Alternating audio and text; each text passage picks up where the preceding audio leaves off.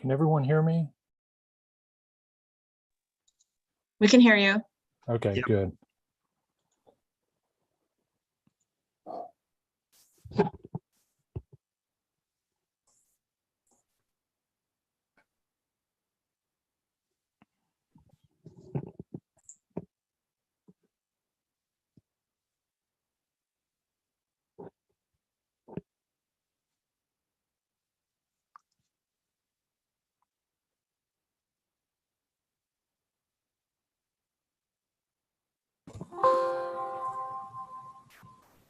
Yes? Are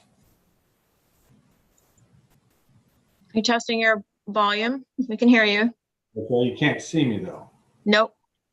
Okay. What do I got to do? Start video? Yes. Okay, there we go.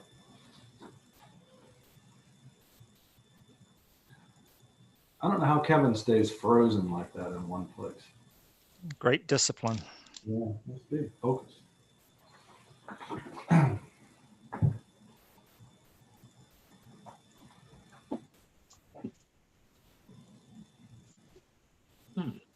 There we go. Now I'm unfrozen. I got 6 o'clock. 6:01.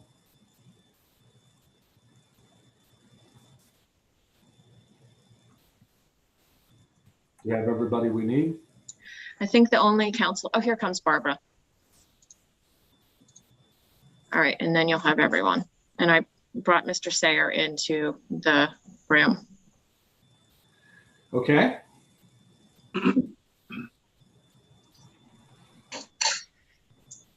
So at what point do you bring these other people in? So we're good to go. Yes? Okay. All right, I've got 6:01 and welcome everyone. This is a corporation of Harpers Ferry, Town Council. Public hearing, a special meeting. It is Monday, April 5th, 2021, and I have 6:01 p.m. And again, welcome. Note, until further notice, the Corporation of Harpers Ferry governing and deliberative bodies will conduct town meetings and or hearings virtually via Zoom webinar, which provides for public participation during a public comment period when posted and applicable. A person desiring to participate and make a public comment at this public hearing via Zoom may do so if you go to our town website.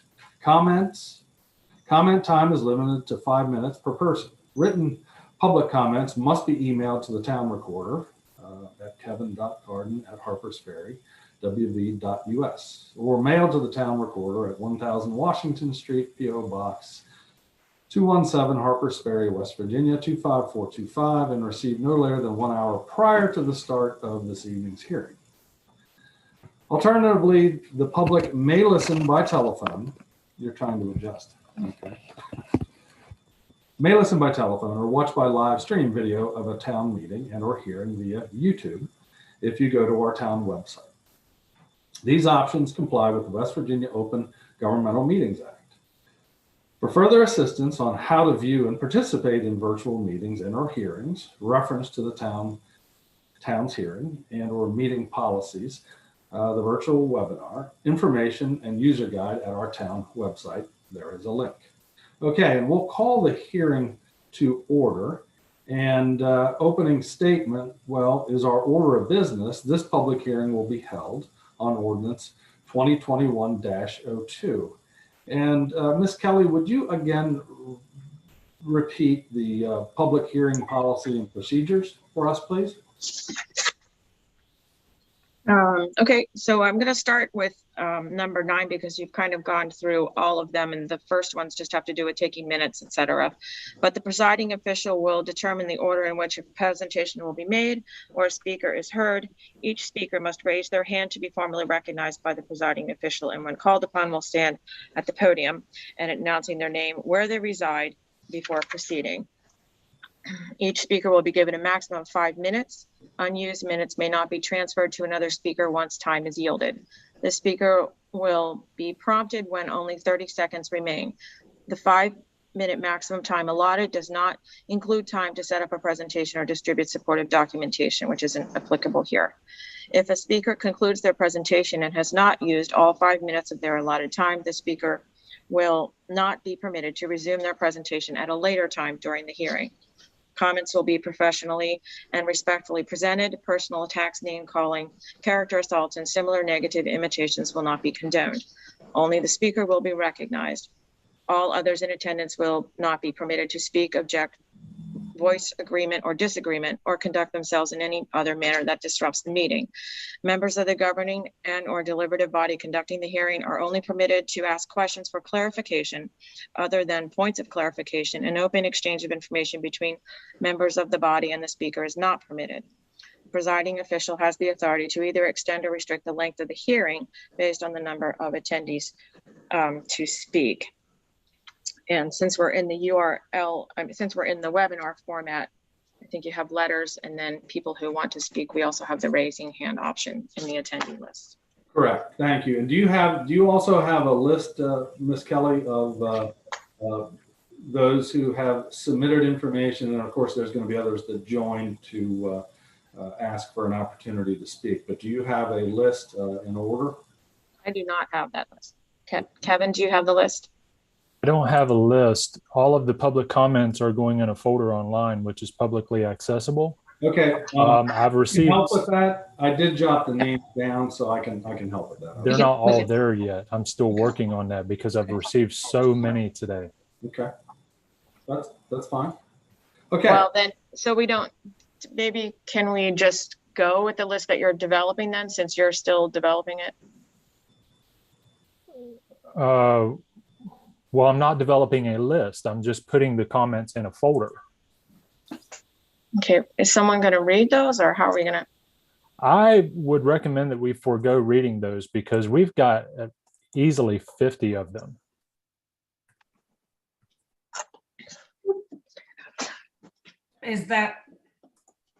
Is that something that you typically would do? I mean, I think these people have all submitted them in hopes of being heard and read into the record. I realize it will take a long time.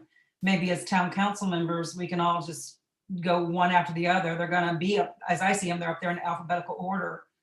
We can each take a turn. There's no bias or anything like that, and just read what comes next. Yeah. I'll defer to Mr. Sayer or the rest of the body. But I think that's the whole purpose of a hearing. Your Honor and Council, as far as written comments are concerned, I believe that's an option for you all to decide if you want to just have them placed into the record and not read, or have them read. There's no requirement either way. I think that is a decision that you all would need to make. Okay. Councilwoman Hughes, Councilmember Humes has her hand up. Okay. Go ahead. I think she's muted. That everybody who has submitted something has done so in good faith. And at the very least, I think we should at least group them according to their position, or. Oh, that's too hard. That's too hard. So yeah, just go straight down they through need them all. to be read. We just need to read them. Well, one other question I have is, so Mr. Sayer has obviously I'd like to hear them too. We can certainly read them on our own. Mr. Sayer has clarified that for the purposes of the hearing, we don't have to, but my question is how many people do we have waiting in the room to actually publicly comment via Zoom? Because I can't see that, only Deb, I guess, can, maybe Kevin can. 15. Well, there's 15 attendees. 3 have their hand up right now. Okay. Well, while Kevin is loading these up, we can certainly let those 15 speak. And then if we still feel like we want to read the other comments, we can. How about we do that? Unless the mayor sees otherwise. Well, I just, I want to be fair to everyone who is attending or who has taken the time to issue their comment so I'd say, why don't we start with our attendees, and then perhaps we can read all of these letters. That seems like the fair thing to do. Okay, so we have 3 attendees with their hands up. Would you like me to just begin promoting them one at a time? Sure. And when you Yeah. come in, state your name and where you reside, and at that time I'll start a 5-minute counter, and 30 seconds. When 30 seconds remain, I'll just interject and say that you have 30 seconds left. Okay. All right, we're picking the first one coming in.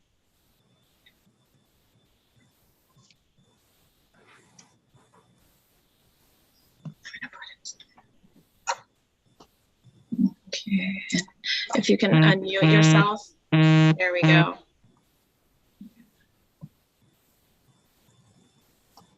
Okay. Proceed. Thank you to the town council for the massive amount of time and energy you spent negotiating this detailed and important ordinance. My name is Greg Storm DiCostanzo, and I reside on Washington Street here in Harpers Ferry. Harpers Ferry first grabbed a piece of my heart as a child in 1976 during the family day trip. Since then, I've enjoyed countless lifetime visits, and after living here part-time since 2017, I'm proud to say that Harpers Ferry has finally claimed me as a permanent resident. And this town does that. It gets into people's hearts. So it's not a surprise that people are so passionate about the hilltop development. And like many, I was originally skeptical about Swan Investors' intentions. Then I started looking into the twists and turns of the past 14 years. And in 2019, we all witnessed a small faction unlawfully deny citizens their constitutional right to vote for a year and a half in order to maintain a town council that would delay and delay and delay. I've also studied the long arc of the town's history and that of the hilltop site. Now, after reviewing the extensive documentation submitted by Swan and having assessed the benefits and risks with a clear eye, I urge the town council to pass ordinance 2021-2. Selling the property segments to Swan Investors is a reasonable, responsible, and necessary action to move this important project forward. And in practical terms, this ordinance changes almost nothing. Nearly all the streets around Hilltop have been in its service since Thomas Lovett's state-of-the-art hotel was completed around 1890. It was an instant sensation and made Promontory View famous. And this ordinance is necessary to allow Swan to realize the concept plan they submitted to the town in 2018, which was thoughtfully and painstakingly crafted to address every reasonable concern, starting with significantly reducing the size of the hotel and its number of rooms. And thanks to this town council's diligent and exhaustive negotiations, this ordinance now includes minimizing traffic disruptions in the East Ridge neighborhood, which requires a reasonable change to Columbia Street to allow for safe vehicular access, keeping parking structures out of sight by putting them underground, including under these streets. Building permanent structures on the surface will not be allowed in perpetuity. Guaranteeing access to not one, but 2 spectacular overlooks for all to enjoy 24/7. The original Lovett Promontory, plus a brand new overlook on Columbia Street, Paper Columbia. Constructing a new public path to access the refreshed Hilltop Promontory. Using environmentally responsible land management practices and much, much more. And it's all in writing and it's all in the public record. And it is necessary to sell these properties. For too long, bad faith delays have robbed Harpers Ferry of the benefits this particular attraction will bring. Beyond the $250,000 the town will receive, these benefits include new tax revenues, job creation, increased year-round town visitation, infrastructure improvements, beautification, additional town staff, programs to benefit residents and visitors alike, and more can start to become real. Equally important is that Fred and Karen Schofeld, the people who lead Swan Investors, are committed to being responsible stewards of the site and its history. It's clear that Harpers Ferry owns a piece of their hearts too. And as the chief financial officer of a small business, I can say with confidence that only a labor of love would be worth dealing with so much hostility, deception, melodrama, and fear-mongering, even if it's only from a small faction that time and again crosses the line between responsible oversight and calculated obstruction. But passing this ordinance can afford Harpers Ferry and Swan a fresh start at being constructive partners. The town is not bending over backwards, and neither is Swan. And with a successful vote, every one of us can lean into a new chapter that includes the return of a hilltop destination that is the equal of and in harmony with its physical and historic settings. And the 30 seconds. remainder of my time can go to other living members of the community. Thank you very much. All right. Okay, so we'll say goodbye to Mr. DeCostanza here. Whoops. Oh, I'm sorry. I did boot him out accidentally. I don't know how that worked that way. Okay, we'll bring in our next speaker. All right, promoting to panelists. I just hovered over there. That should have allowed me to put there.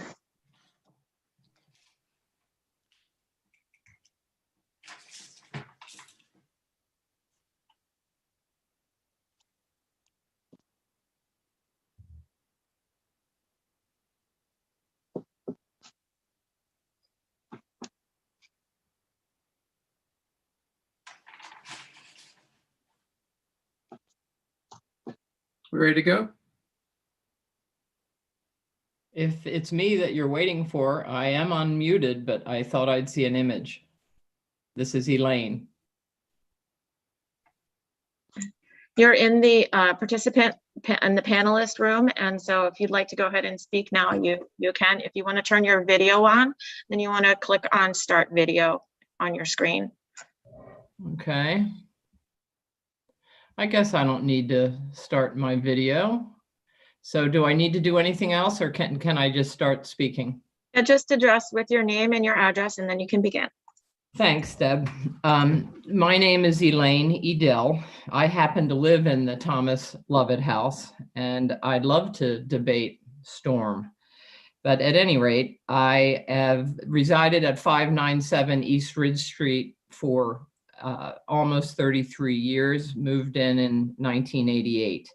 I am a town volunteer, a long-term activist, a former member of the Historic Landmarks Commission, the Board of Zoning Appeals, and the Harpers Ferry Town Council. In December 2020, Town Council was presented with petitions from more than 50 Harpers Ferry Historic District residents and voting residents, imploring the Town Council not to privatize the public land at the East Ridge Street overlook. In fewer than 8 hours, more than 60 signatures were easily obtained. 60 plus Harpers Ferry voting residents signed the petition. Many more Harpers Ferry residents are willing to sign to protect our historic village assets. The petition included the following statements. The Harpers Ferry Promontory Overlook is a world-renowned heritage landscape with views of protected national parks spanning 3 states. The overlook is situated on public land that has been accessible to the public and controlled by the town of Harpers Ferry. The scenic overlook has been enjoyed freely by the public with an adjacent private hotel for more than 130 years. This public heritage landscape must be preserved for the enjoyment of residents and visitors in perpetuity. Town residents welcome a world-class hotel on private land, but the public land at Harpers Ferry Promontory Overlook should not be sold to nor controlled by any private investor. Any agreement to transfer ownership or control of our streets will trigger West Virginia Bill 657, which relinquishes our rights to influence the project development within our own Harpers Ferry Historic District, and voids the hotel overlay district boundaries and ordinances our town spent 3 years developing with input from the private investors of the hotel, Fred and Karen and others, the National Historic Park Service, the Historic District residents, the merchants, the Make It Happen Political Action Committee members, county representatives, and land use attorneys.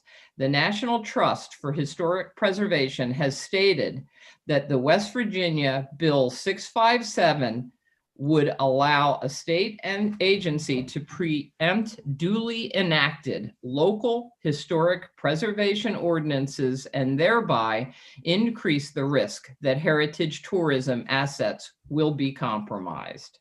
Residents support a common sense approach that allows for prompt hotel development without encroaching on our public scenic overlook, and agreed that any public land or street deal requires a design review of the scenic promontory overlook and ensures that there are no clauses that turn the land over to private control under any circumstance.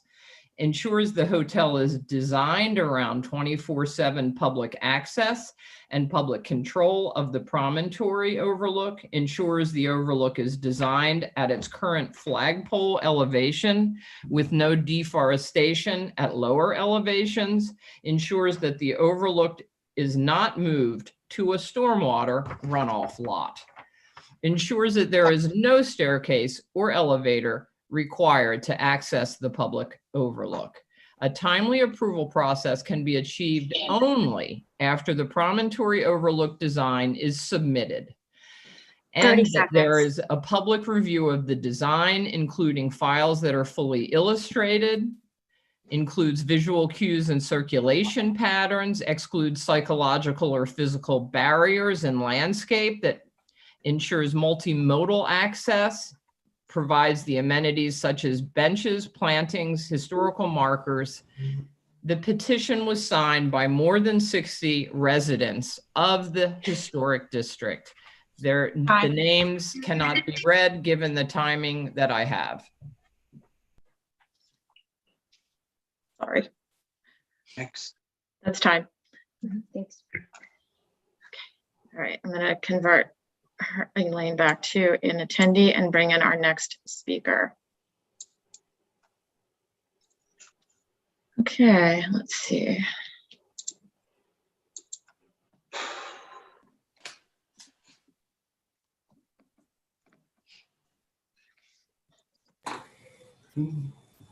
Okay, and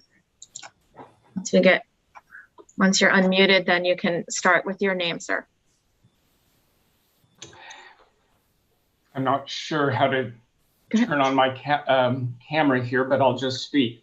My name is Chris Craig. I reside at 844 East Ridge Street. I wish to add my comments in support of the proposed street agreement with the owners of the Hilltop House Hotel, and to thank you all for your long and arduous negotiations through recent months. I have heard some say that this transfer of property to a business would be a radical departure from our town traditions, that our streets are sacred public lands. It's important that we remember that without transfer of public lands to private individuals, businesses, churches, and schools, there would be no town of Harpers Ferry. Nearly all of us who live, recreate, or work in this town do so on property that was once sold or donated by the Federal Armory and the War Department. In addition, these particular paved and paper streets, other than Columbia, have a long history of nearly exclusive use for hotel business, except for limited short-term parking for visitors of the overlook. Including Columbia in the mix will allow alterations that will minimize the disruptive traffic along East Ridge and Jackson that some of us remember from the old hotel. Transfer of the streets will provide revenue for the town, limit its liability, and increase its property tax base. As I read over the street agreement, I was especially impressed at how it guarantees that the hotel design will adhere to crucial regulations of the historic district and to the concept plan that was approved by the Planning Commission a few years ago. This includes underground parking, which will avoid a huge parking garage or an expanse of impervious asphalt. With the state takeover of redevelopment of this property, this street agreement is probably our only chance to get things right.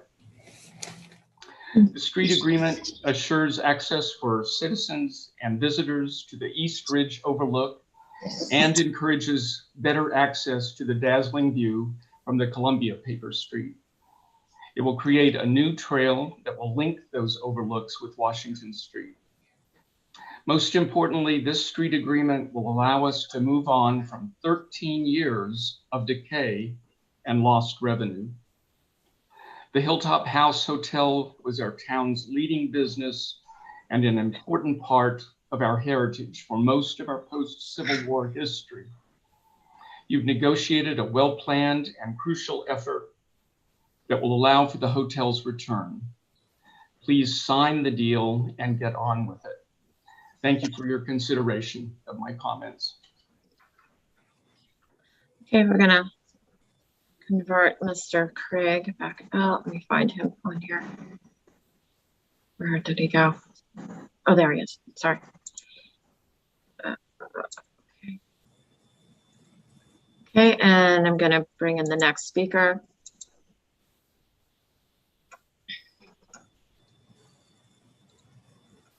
Okay. So I'm not sure who this is. The initials are MB. You just went. It's Annette Hale. Okay, thank you. You can. And then Michael Busher. So we're doing two speakers? If you like. Okay, so whichever one of you wants to start, just state your name and your address and we'll get you started. Thank you. Annette Hale, 915 Washington Street. Thank you. May I begin? Yes, please. I used to be among the group crusading against the hotel. The initial design seemed too large and too commercial for this funky little decaying town that we all so love. I fought it, made frequent speeches at town council meetings, carried the 2014 petition from house to house, was one of the 107 signers of that petition. That petition asked that the hotel be east of Columbia Street, 120 rooms instead of 160, not built on the steep slopes of the bluff, architecturally sensitive to the historic and natural setting, maintaining public access to scenic views. At the barn presentation of 2018, when Swan resumed Hilltop House proceedings, I was impressed that their designers had taken our demands seriously. Much more seriously than our own intransigent town councils of 2013 through 17 ever took any requests for modification, reconsideration, or even basic human consideration. As one who understands that compromise is a necessary component of any negotiation, I thought, now we are starting to talk. There is give and take. They are listening. I was head of the Planning Commission at that time. We ramped up from monthly to weekly meetings that summer of 2018 to help achieve Mayor Bishop's well-publicized campaign promise to usher in a new Hilltop House Hotel during his administration through cooperation and compromise. I was optimistic that he would bring in a new harmonious era and a new hotel. I soon discovered, contrary to local lore, that the Schofelds themselves seemed to be reasonable people, amenable to our requests and concerns, deeply involved in resolving the impasse via a beautiful green design. Our Planning Commission addressed the required objectives within our ordinances and focused particularly on protecting the immediate residential neighborhood and public access to the glorious views. The Swan team, led by Laurel Zemansky, seemed agreeable to everything we requested.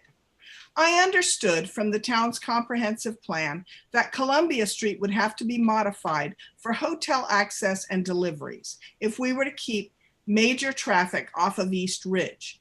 The new plan did not give us every little thing we thought we wanted, but it gave us no visible parking decks, no parking lots up against residential lots, no traffic on East Ridge, lots of green landscaping and local stone, beloved views open to the public guaranteed, a treed buffer between the hotel and the residential neighborhood, 120 to 129 rooms, no construction on steep slopes, hotel activity east of a reconfigured Columbia Street.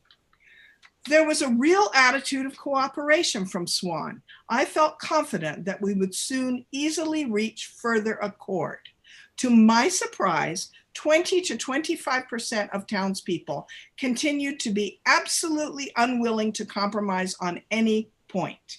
A group of them were so against any forward movement of hotel negotiations that they contrived to disallow several of their fellow living townspeople from voting, using a spurious technicality which hog-tied the 2019 municipal election, savagely divided the town, cost a staggering amount of taxpayer money, and reduced the resulting interim town council to an irrelevant crew of apologists.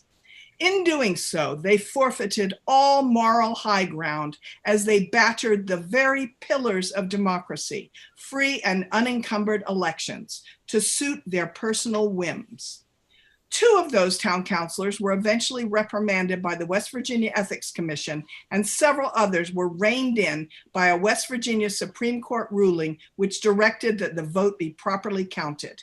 The regrettable spectacle of a rogue town council acting out of personal pique contributed to the state's movement towards Senate Bill 657, legislation created to deal with very small towns burdened with large tourism projects beyond their capacity to render fair judgment.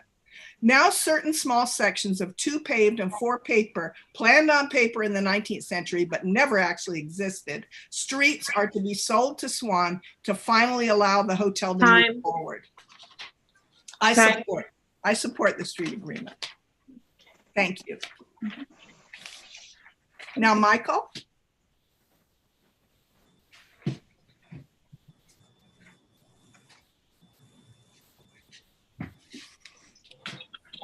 Hello, can I start? Yeah, state your name, please, and your address. My name is Mike Busher. I live at 915 Washington Street, and I have lived in Harpers Ferry for over 30 years. I strongly support the street use agreement. I commend those members of the current town council who have undertaken the difficult work of negotiating this agreement over the past few months.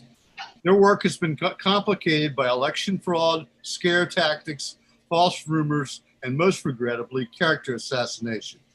Their dedication to Harpers Ferry and to laying the groundwork for a much needed project is greatly appreciated. I was opposed to the original plans for the hotel as submitted by Swan.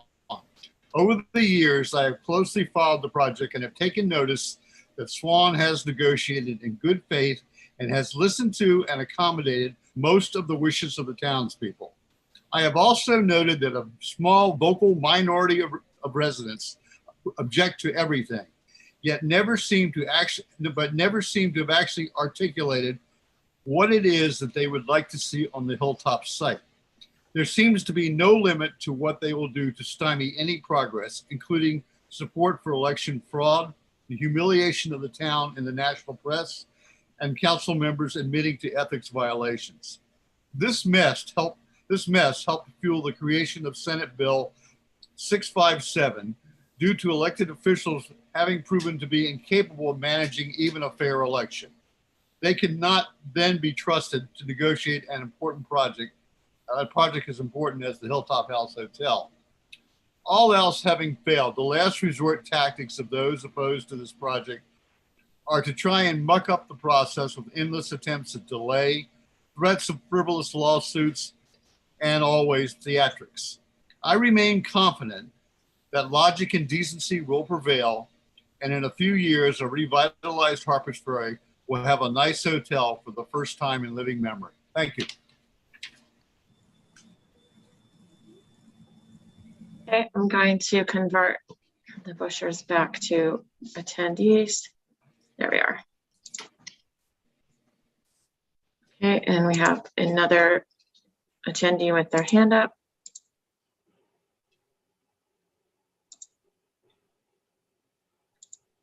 Okay, and so This is Marie Euling. When you're ready, just state your name and your address, please. Thank you. This is Marie Euling. I'm currently at 1312 Washington Street in Bolivar, but have lived many years as well in Harpers Ferry. I am here today, however, to read a letter from the Harpers Ferry Bolivar Merchants Association, signed by Kathy Baldo, President. I am Vice President of the Merchants Association. Okay, so the Harpers Ferry Bolivar Merchants Association voted at our March meeting to approve a thank you letter to you and the entire council. This is addressed to the mayor. Apologize for skipping over that. For the many hours you have spent working cooperatively with Swan investors to finalize the street use agreement, Ordinance 2021-02, to preserve our access to historical public view sheds while allowing Swan to move forward on the Hilltop project.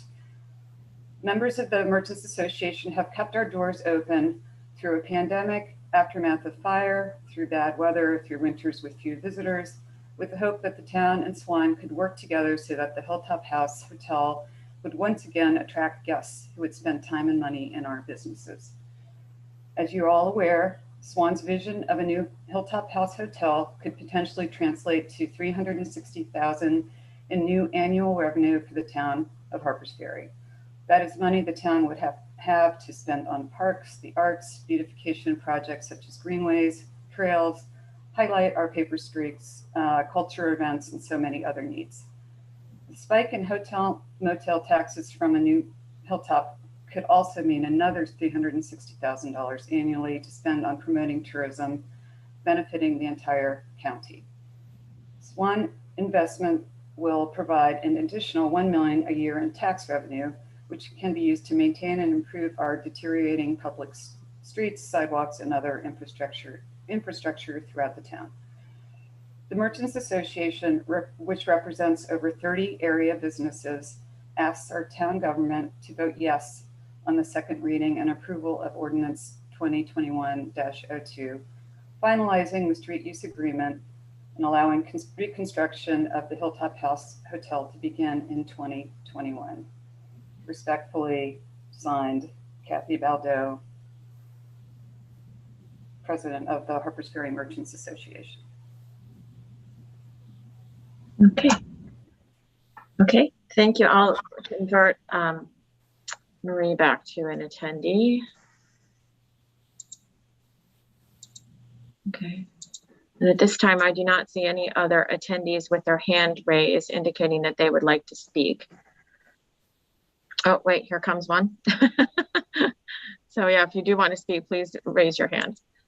Okay, promoting to panelists. Okay, and let's see. If you're unmuted, oh, there we go. Okay.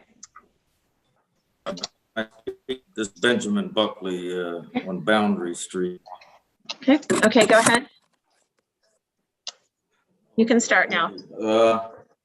Okay, thank you.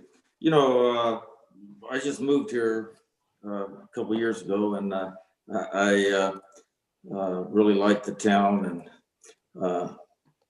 you know, I've been to that hotel before when it was open a long time ago, and I don't understand why we're selling these streets and why it's an exclusive deal to these folks that bought the hotel. I think it just seems kind of strange. I think usually when government sells things, there's requests for bids, and there's a way of doing it. But it just seems like an exclusive deal. And it seems like those that are excluded are the people of the town. I don't understand what's in the deal for the town. What is the town going to get out of this? Because certainly the town is going to get a lot more responsibility. I think the hotel may have about, it could have 500 people there on any given day. And that's going to put a big demand on all of our services, on the roads, the sewers, the water. And I heard someone mention about $300,000 a year in taxes.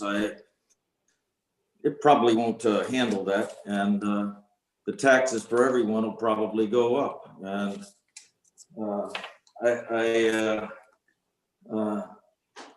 I just find it strange. And the fact is, these are public property that's owned by the citizens. And when I look through the street agreement, I don't see anything in there that is for us on our side as the town, the city. You know, there's promises of taxes, there's promises of jobs, there's promises of this, but I don't see anything on the on our side of the account of this agreement. It seems to be all one-sided. And also these prices for this property, I don't know how much land it is, an acre or something. There is prime real estate. It's very nice real estate. And just on that alone, I think it's probably being sold too cheap. It should have probably been held out for a public bid and sold to the highest bidder. I think that's generally the way things work like that. But if there's going to be promises of things, they should be in the street agreement. Any of the promises made, they should be in the street agreement. And I will tell you one thing, these agreements can be changed later. So we're excluded now, and more of these, another agreement could come up in a couple years, and then we could eliminate some more things, some more assets from the town to the private party. And I don't know what's the point of privatizing this land. This has been in the public trust for a long time. And I, for one, that's one of the reasons I moved here. This has really got me kind of depressed because I just don't see anything for us here. To be frank, I've even thought about just forgetting this place and leaving. I don't think there's any future in giving away prime real estate, and I haven't heard anything about what we're going to get out of this, and where is it on paper, and what's for sure. And I do know one thing: it's going to cost us a lot of money, and our services are going to go through the roof. Frankly, I don't even know if that fire department down there can handle all this. I don't know who's going to pay for the fire department that's going to be needed. I think we'll have to get some new trucks in here and so on. Anyway, I'm against this, and I want to make an appeal to the town council. I think if we're going to sell this property, it needs to be done in an upright manner, and the agreement needs to have all of the things that we're going to get in the agreement for sure. And I don't think we should just give up this property on a promise of whatever it is that is being promised. And you folks really need to look at this a little longer and come up with some something in our account. On our side. So anyway, thank you very much. Okay, I'm gonna convert Mr. Buckley. 1 second. There he is. Okay, and back to an attendee, and bringing in another attendee with their hand raised. Okay, when you're when you're ready, state your name and your address, please. Good evening. My name is Zach Morse. I live down on 231 High Street, and I apologize, there's a train going by right now, so that might interfere a little bit with what I'm saying. It sounds like I've been a resident of Harpers Ferry my whole life. I was here when the first meetings occurred between Swan and the town, and it's been a long journey. Nobody would dispute that.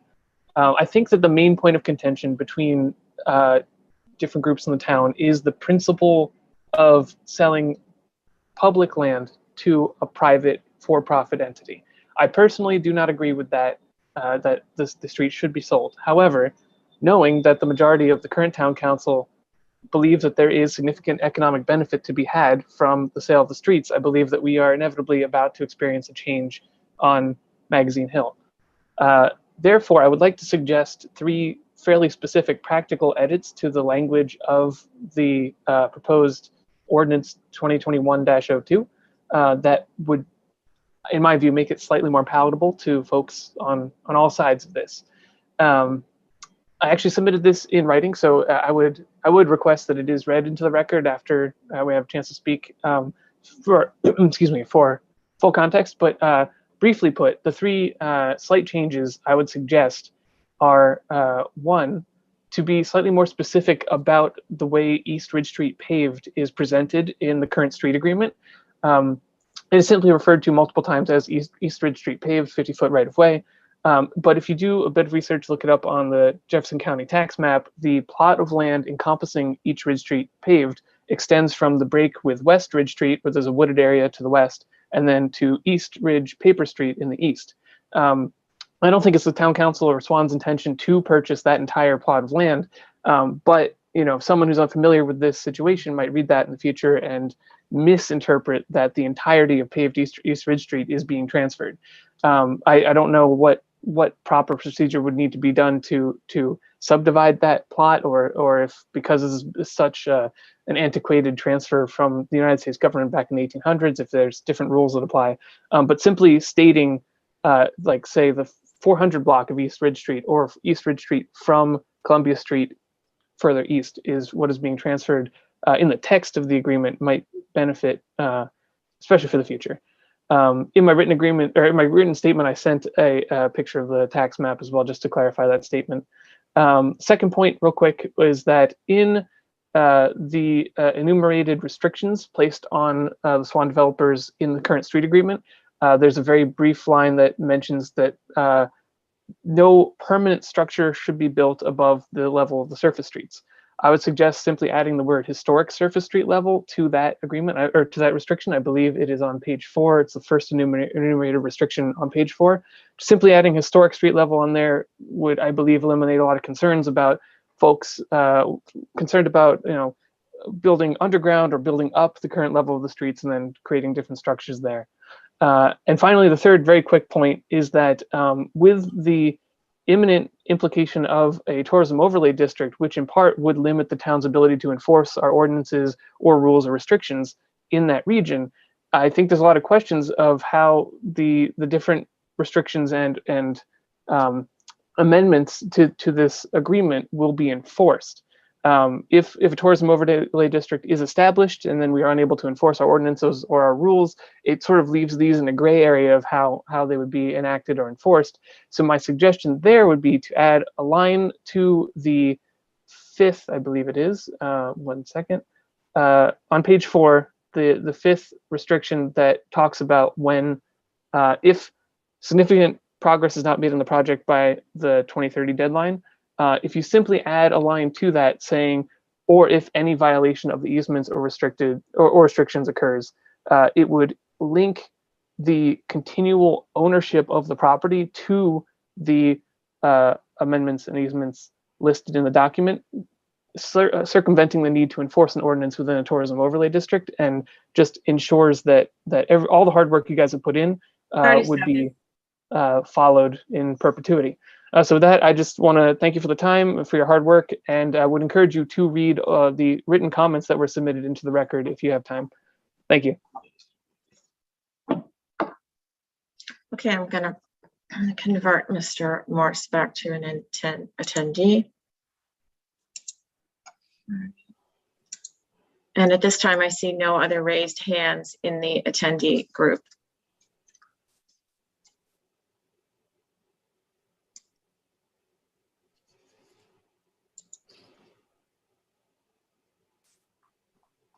I would encourage those that did write comments who are here to go ahead and raise their hand and present them, please, if you're willing. Okay. Are there any in the waiting room, Deb, that are that have submitted comments?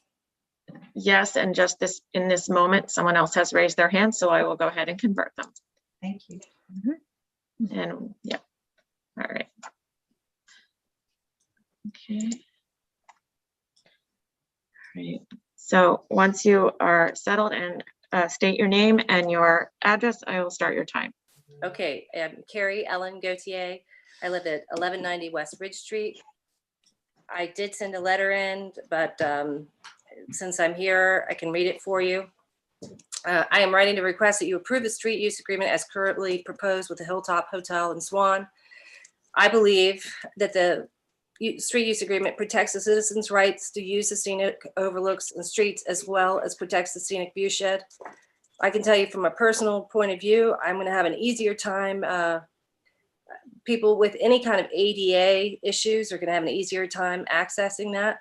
Dad and I can stroll out there now once it's done. Safe traversing. I think that this agreement will help bring the much needed partner that the town of Harpers Ferry needs to help correct antiquated water and sewer lines and failing sidewalks. I believe that the agreement demonstrates a proper partnership between the town and the Hilltop Hotel. And I ask that you please approve the street use agreement that will bring the town huge economic benefit, enabling Harpers Ferry to pay for the capital improvements that will protect the town for future generations to come.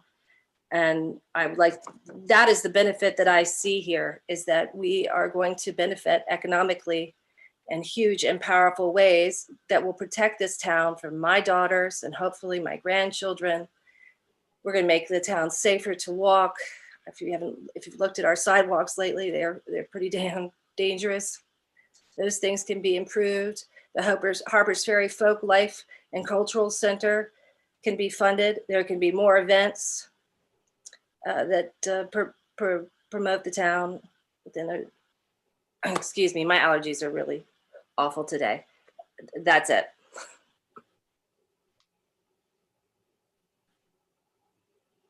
Amen. I'm done. Okay, I'm going to convert you back to an attendee. Thank you. Let me find you. There you go. All right. Not really. All right. Anybody else in the attendee group? Okay, we have another one coming in as panelist now. Okay. So once you're okay, so why are we getting feedback? I believe, Mr. Nelson, maybe you have the audio running. No, I'm on Robert's phone, so I'm showing up as Mr. Nelson. Okay, can we, if you turn the audio off in your room, we won't get an echo. Is it better? Okay, that seems better. Good. No, you're still, wait.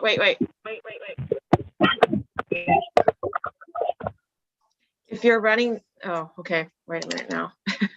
Hang on, let me go back and see if I can grab them. No, they dropped right, they are off the call. Okay. Anyone else in the attendee group that has sent in comments that would like to present at this time? Okay. Might take them a few minutes to get back in.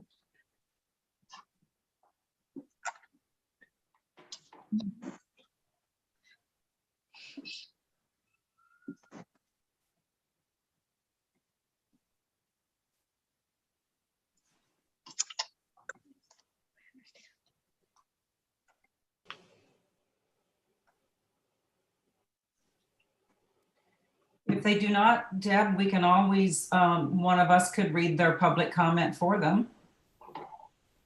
Okay, if you'd like to do that. I don't see them back in at this time, so that's. And is there no one else? No one else has their hand raised now. So Town Council, Mayor Bishop, what would you like to do? While we were listening, I tried to separate how many were left.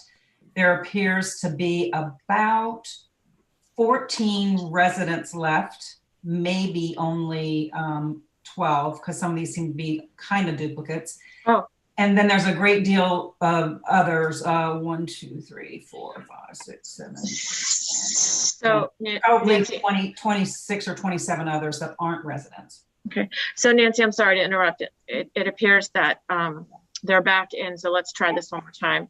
Okay, Is that you, Christy? Can you hear us now? Yes, I can. And oh my Awesome. God.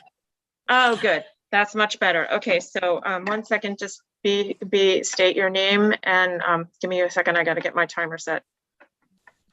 Okay, when you're ready, state your name and your address, please, and then you can begin. Christy Huddle, 1220 West Bridge Street. In addition to the comments that I already submitted, I just want to say one small thing. There is no way this land could have been sold to anybody other than Swan, because it provides the access to the Swan property, and you cannot landlock property. I just wanted to make that clear. That's all I wanted to say. Thank you. Okay. All right, I'll convert them back to, oh, they did that for themselves. Okay. All right, so I'm sorry, you can go ahead then.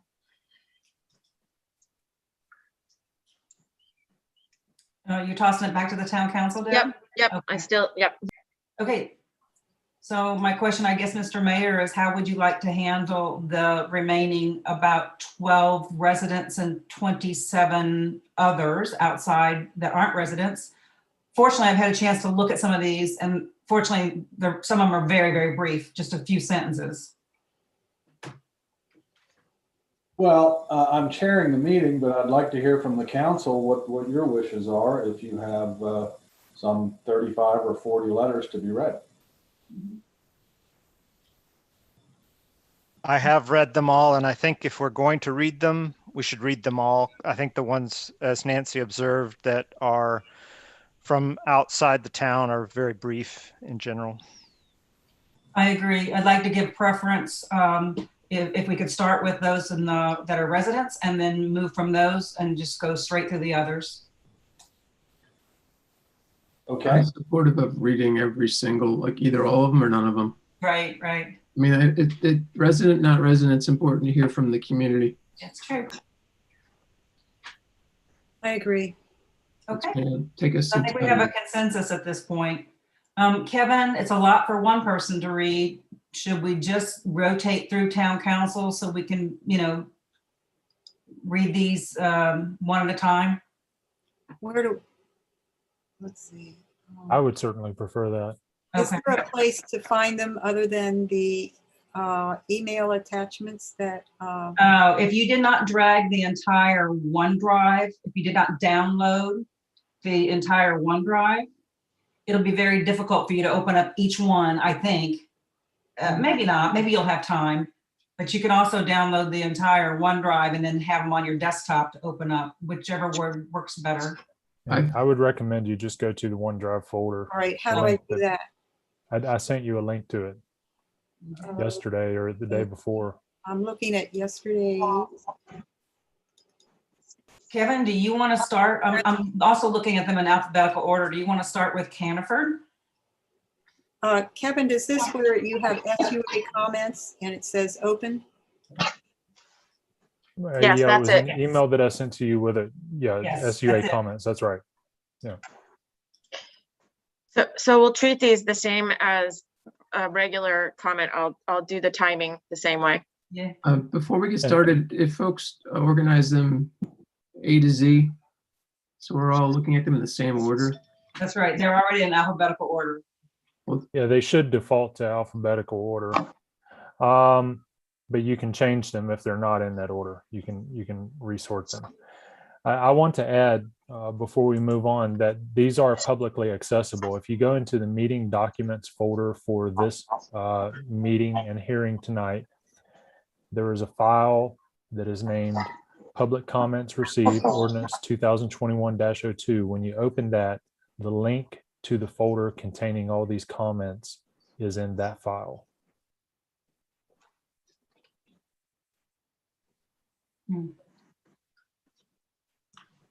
Also, I guess I might have misunderstood. Was the final determination that regardless of where they reside, to just do them all in alphabetical order? Was that the? I think it's important to know if it's a citizen of a Harpers Ferry who crafted a letter, or if it's someone from outside of the corporation of Harpers Ferry. I think, like everyone else has done so far tonight, I think that should continue to take place. Okay. The first one alphabetically that's a resident of Harpers Ferry is Caniford. Can we please just go in order, alphabetical? The first that pops up here is labeled Amber PDF, and then Anvil, Arnold, Bailey, but just moving down.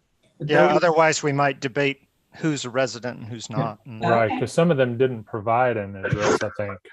Right. Well, we just read what's on the page. That's what we got. Unless there's some objection to that, that's the easiest way. There are two cases. There are two submissions from Caniford and two from Yoast. How do we handle that? Do we just start from the top and read 5 minutes into it? And Yeah. For clarification, it looks like one of them from Caniford is from an entire household, and there's like 4 or 5 people or more, and the other one is from her.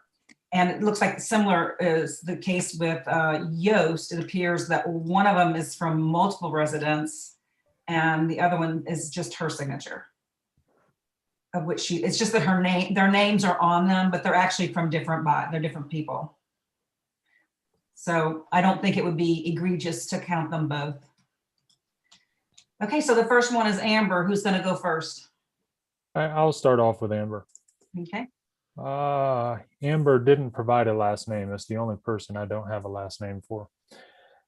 I totally support the renovation of Hilltop House. It's a beautiful location and view in the state of West Virginia. The new hotel will enhance the area in tourism, lodging, and business from outside the state. That means more revenue for the state and local businesses. I would compare the Hilltop House Resort to the Greenbrier, but on a much smaller scale, with the same upscale amenities and quality. To me, this is a win-win for the state of West Virginia from outside the state. Who's going to go next and read the next one, which is, I'll take it. Okay, from appears to be Andy Arnold, an attorney in Charlestown, Jefferson County. Please note my enthusiastic support for the street use agreement, my gratitude to the council for working to craft a positive solution to this years-long land use problem. Thank you, Andy Arnold. We skipped over one. We did? Yeah. Did you refresh? Yep. I'll go ahead and read the one that came before in the order. Deb, I don't think I'm going to go anywhere near 5 minutes. So this comes from the Anvil Restaurant, signed Ann and Renee Smith, 1290 West Washington Street. Although not a Harpers Ferry resident, but a Bolivar business now for over 35 years, we would like to thank the current Harpers Ferry Council for the laborious efforts in moving the Hilltop project forward in the last few months. We urge the passage of the streets agreement April 5th and look forward to seeing construction of a new Hilltop to begin soon. We believe this project will be the beginning of a revival of business in the close surrounding areas and the whole panhandle. Again, applauding all your efforts. We look forward to seeing a destination hotel in Harpers Ferry soon. That is the end of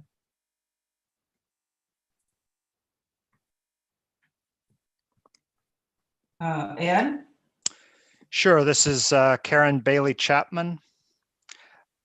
Mike and I would like to submit this letter of support for the pending street use agreement that the Harpers Ferry Council will be considering this evening. First, we want to thank the members of the council for the considerable amount of work to finally get to this point and finding the right kind of path for this important investment to move forward. The investment and development of the Hilltop House Hotel is such an important one for not only Harpers Ferry, but Jefferson County and the state of West Virginia. We have been supportive of this project from the start and appreciate the strengthened negotiations by the members of the council over the past several months. We urge you to support the street use agreement this evening and know that members of your larger Jefferson County community support your efforts to bring this project to fruition. Thank you to all who have worked so hard to get to this point, for the investment by Swan in restoring such an iconic building to the many community members who have come together to support this project, to our elected officials who have worked and in good faith to ensure our community's interests will be well represented. Sincerely, Mike and Karen Chapman.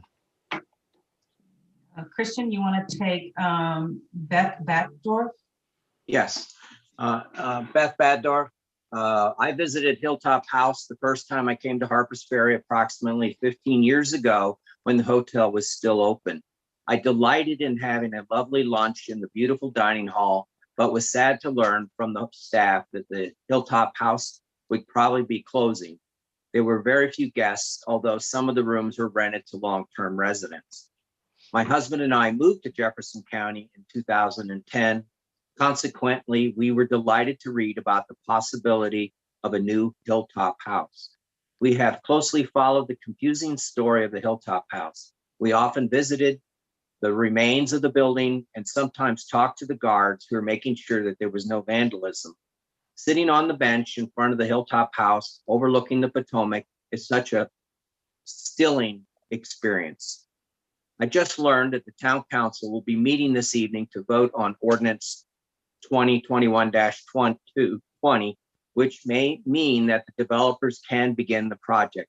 I send my sincere thank you to the town council for your hard work over so many months. I look forward to telling people about the opportunity to spend vacation time at two wonderful resorts close to my home, but I look forward to an overnight stay and dinner in the new Hilltop House. Sincerely, Beth Baddorf. Barbara, would you like to take Chip Bennett? Sure. With tremendous gratitude to the Harpers Ferry Town Council, we are in complete support of the Harpers Ferry / Swan Street use agreement. Looking forward to seeing the well thought out plans move forward that will benefit both residents and businesses of Jefferson County. Onward and upward. Chip and Debbie Bennett of Charlestown, West Virginia. Mayor Bishop, would you like to participate as well? Actually, I think, you know what, that letter's repeated twice too. Yeah, I'd like the council to continue to read. I don't have everything up on my screen to read the letters in order. So if you'll continue, that'd be great. Kevin, Mr. I have Breslin. a pile here, but they're not in order. Mr. Breslin, Kevin? Yes. My name is John Breslin. I am chairman of the Board of Health in Jefferson County. My opinions in this letter are my personal opinions and do not reflect any official position taken by the Board of Health. My wife and I moved to Jefferson County in 2010. We had the good fortune to eat lunch in the dining room of the Hilltop House before it closed. It was a wonderful experience in a setting that is beyond compare. Consequently, we were delighted to read about the possibility of a new Hilltop House. I have followed closely the saga of the Hilltop House with confusion and sadness. I continued to visit the derelict building that overlooks one of the most spectacular views in the eastern United States, somehow hoping that there would be some sign of the project beginning, even though we knew that was not likely. I learned that the Harpers Ferry Town Council will be meeting this evening to vote on ordinance 2021-20, which will move the project towards the building of a new and spectacular Hilltop House. I cannot thank the Town Council enough for staying the course over many years. I look forward to increased tax revenues and tourism for Harpers Ferry and all of Jefferson County. And on a personal note, I look forward to eating dinner and sipping a cocktail in the new Hilltop House while we watch the Shenandoah and Potomac rivers flow gently on their way to the Atlantic Ocean. John S. Breslin. Point of order, we went past, I believe, Deborah Bennett. They're duplicate letters. The letter from Chip Bennett and Deborah Bennett, when I opened them, they're the same letter. Yeah, I read it and both names were signatories. Thank you. I just want to make sure we didn't inadvertently. Sure. The next one is Teresa Burns. I'll take that. Dear Harpers Ferry Town Council members, I would like to express my deepest gratitude for all your hard work over the past months in finalizing ordinance 2021-02 street use agreement. As a local business owner and longtime resident, I could not be more pleased that an ordinance is in place to allow the progress of the Hilltop Hotel project. The Hilltop is a historic part of our community, and its restoration and alignment with this agreement will bring with it so many benefits.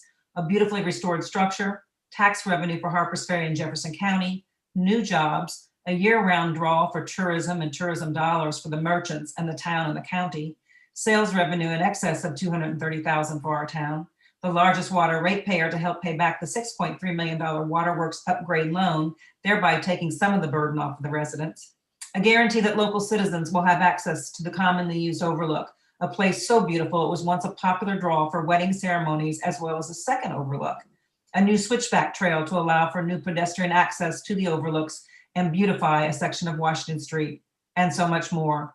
After 13 years of decay and lost revenue, I wholeheartedly support this moving forward. Sincerely, Teresa Burns.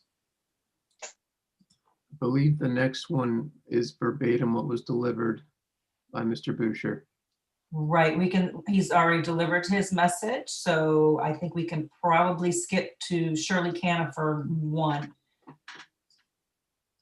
I think it's your turn, Jay. Okay. This is coming from Shirley Caniford, James Caniford, Elizabeth Muma, Rhonda Mason, and William Caniford.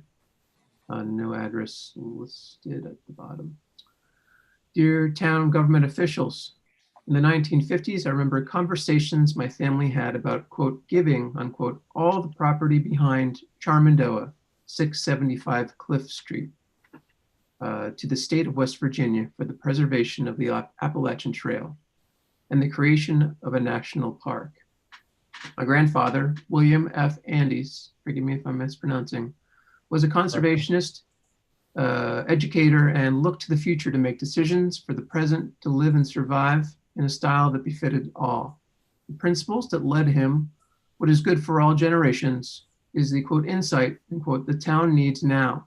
What is good and necessary to our town in determining use of our paper streets, in quotes, streets otherwise useless for any foreseen reasons, streets only listed on paper where most drop off a rock ledge, streets that simply let the engineering draftsman finish the lines on the paper of the map of Harpers Ferry.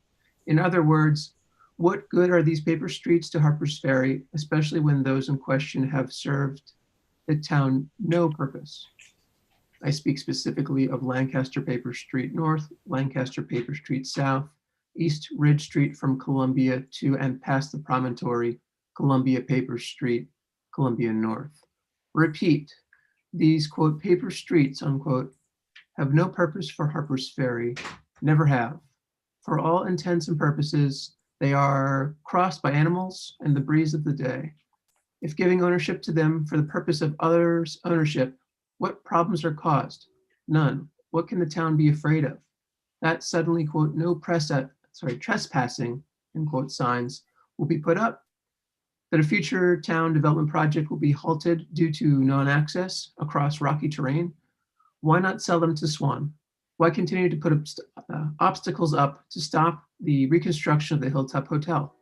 The Hilltop Hotel reconstruction is in the best interest of Harpers Ferry. The millions of dollars of their investments will pour into the community in tax revenue and jobs. Its builders should have and must have full use of the paper streets surrounding the Hilltop Hotel properties, including any boundary leading onto their lands, e.g. Columbia Street for realignment. It's been far too long and too ridiculous to delay this project longer over petty details. How can the council ignore the sweeping patience and cooperation of the Swan Group? They have bent over backwards to be a good neighbor. They have promised 24/7 public access to the promontory overlook, a nature trail east of the church, public access to Columbia Paper Street for viewshed, not to mention the restoration of the Armory houses. Furthermore, the council should discount any new residents' comments regarding this issue since they have no knowledge of the history of the hotel, the illegalities practiced by some residents, and most likely don't even know what a, quote, paper street is. Furthermore, they know not the town's long history of doing what is in the best interest of all residents and our future generations, as I have long witnessed as a resident for 70 plus years. I'm in full support of selling the paper streets surrounding the Hilltop property to the Swan Builders. There are 5 residents on Cliff Street that are in favor of this. I've mentioned those names before. Ed, you want to take, I think the next one is probably from Ms. Canifer herself.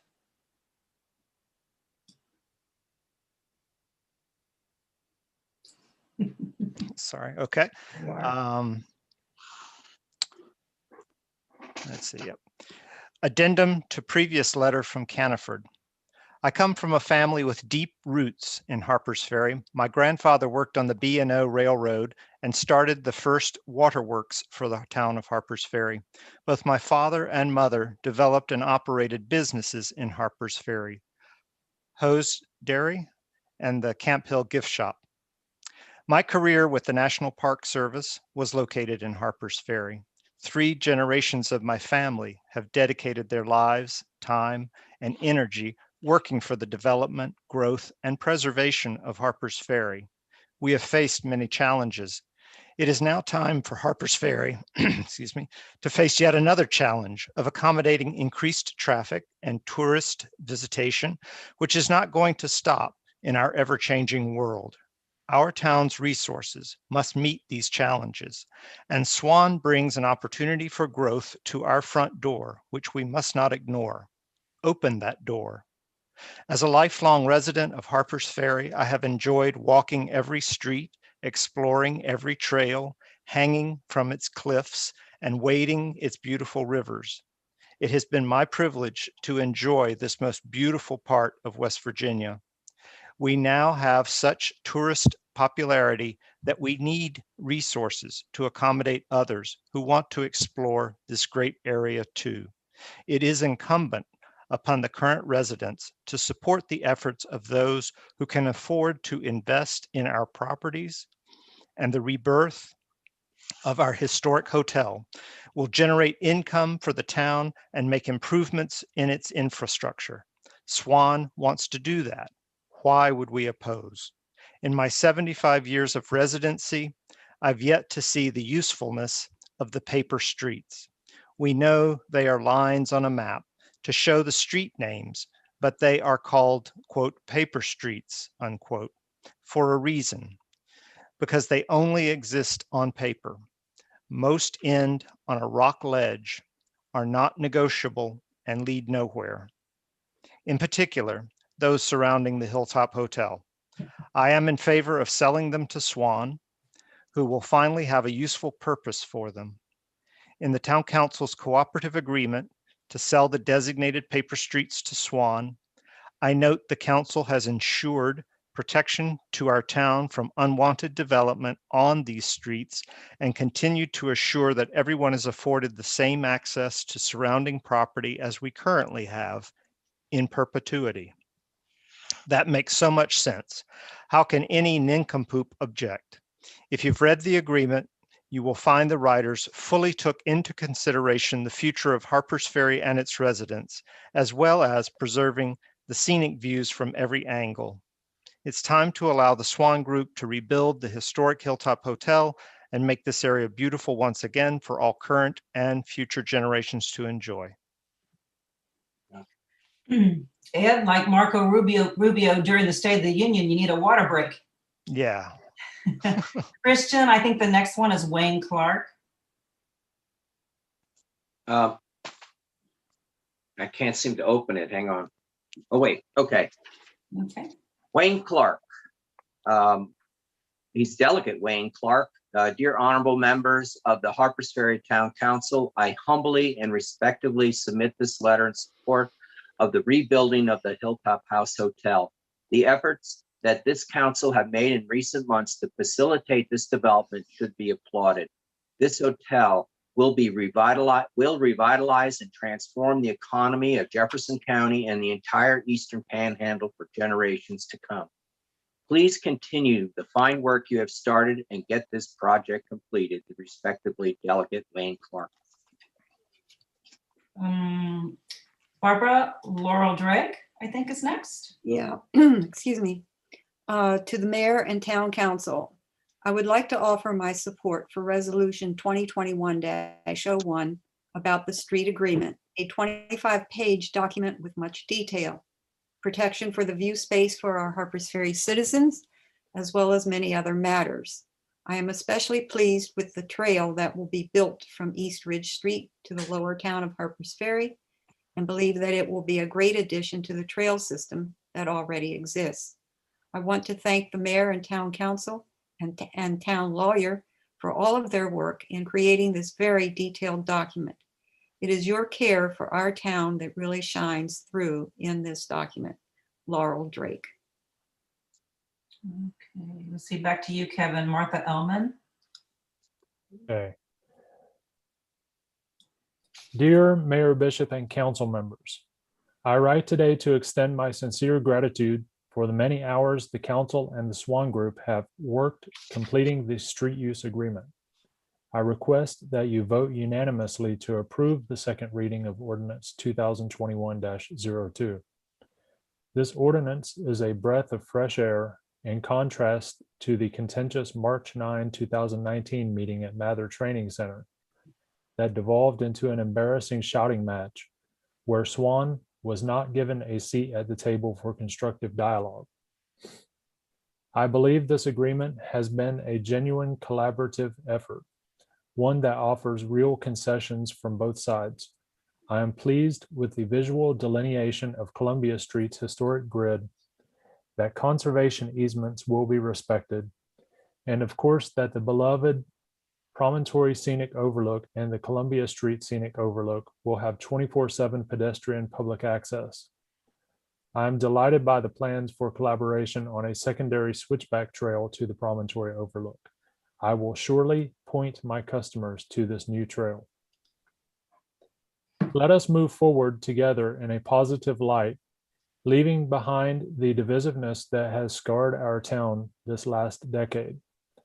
My hope is that this agreement will lead the way to a viable, beautiful Hilltop House Hotel, one that honors the legacy of the Lovett family and its rich tradition of drawing influential people together in our historic town. Let us make way for the Hilltop House to stand as a shining light and a beacon of hope on Magazine Hill once again. Sincerely, Martha Ellman. The next one is from Ms. Alice Frazier. To whom it may concern, thank you for the opportunity to provide my support to the street use agreement. After many years of controversy, it is a pleasure to see a collaborative effort between Harpers Ferry and Swan that has resulted in real concessions on both sides that ultimately provide a long-term benefit to the Harpers Ferry community. The beloved Promontory Scenic Overlook will remain in a place and available to the public in a more intimate setting and experience. The pedestrian easement to the Promontory Scenic Overlook and the to-be-built Columbia Street Scenic Overlook granted by Swan will provide 24/7 access to the public.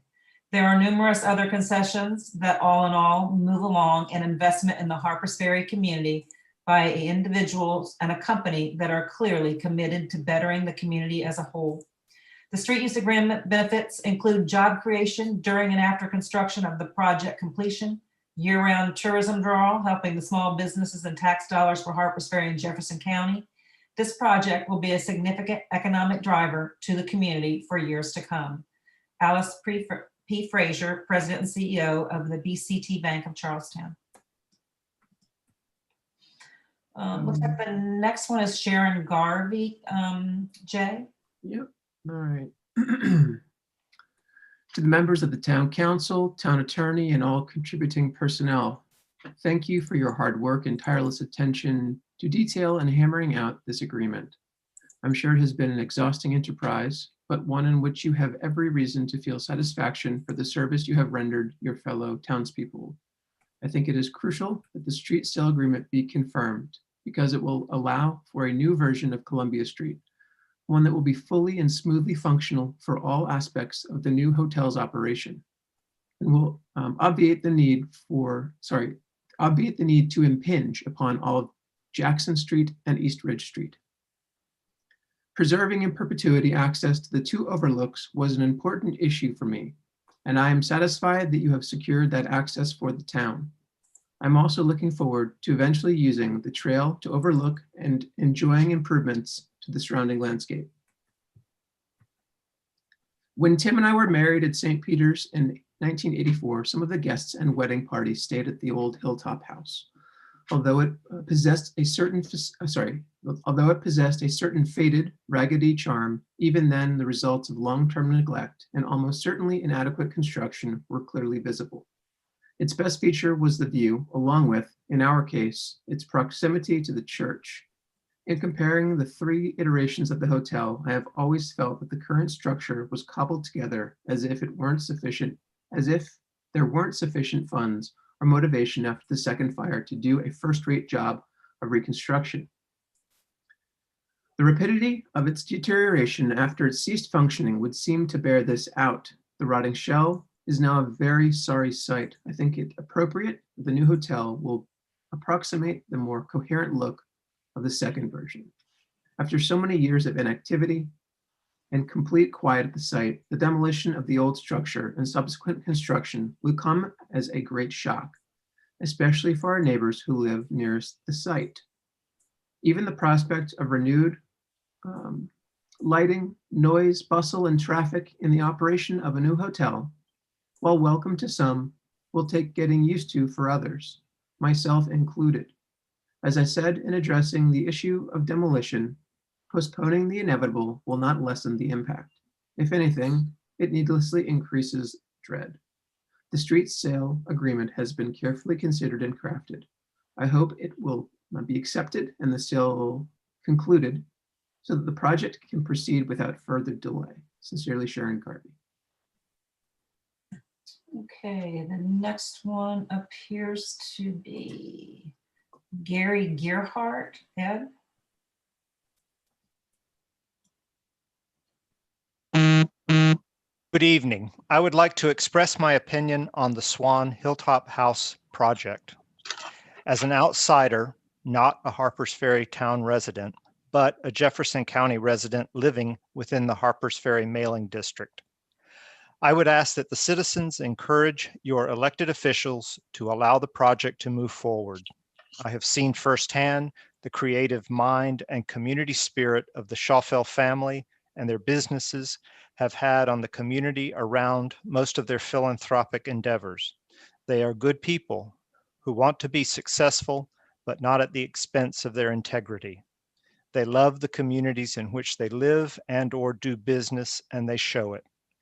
They take care of their many employees and treat them like family. This project has taken way too long, and concessions have been made on both sides. It's time to move Harpers Ferry and the Hilltop House forward. Thank you. Gary Gerhardt, Sr., 140 Smoky Bear Trail, Harpers Ferry, West Virginia. Christian Michelle Hobson. Yes, dear Mr. Carden and Town Council, it was brought to my attention the public hearing set for this evening for the Swan Street Use Agreement, SUA. As a longtime resident of Jefferson County and having native West Virginia family roots, my husband and I cannot encourage your council enough to move forward with this innovative, creative, beneficial, and exciting project for Harpers Ferry. We became engaged on the Harpers Ferry Bridge, and we were married at the iconic, breathtaking scenic overlook, so that this project is especially near and dear to our hearts. We cannot express the gratitude for the diligent work that has been put forth into the SUA project for preserving the integrity of our beloved and historic Harpers Ferry. Warmest regards, Michelle and Kevin Oxon.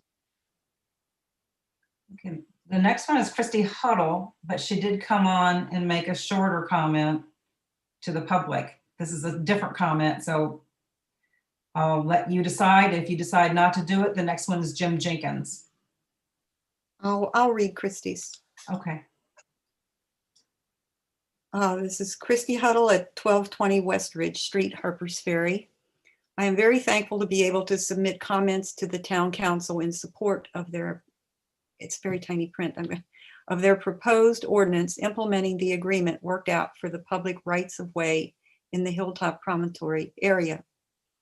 Over 2 years ago, we all met at Storer College to hear about the revised proposal presented by Swan for the Hilltop Hotel. At that time, one of the proposals dismissed by the consulting planner hired by the mayor was for the public rights of way to be sold to Swan. There were no valid reasons given by the consulting planner for why this option was dismissed. Selling the public rights of way and retaining an access easement in perpetuity would provide lots of benefits to the town. These included higher assessed value of the land, now that it is in private ownership. It also meant the plan laid out by Swan for a new hotel complex, as modified at the request of the Planning Commission, would be feasible. Having an access easement in perpetuity meant all of us would be able, excuse me, to still enjoy the view from the hilltop location. There is nothing that required the owners of the property to keep the gap view cleared of tall and likely trash trees.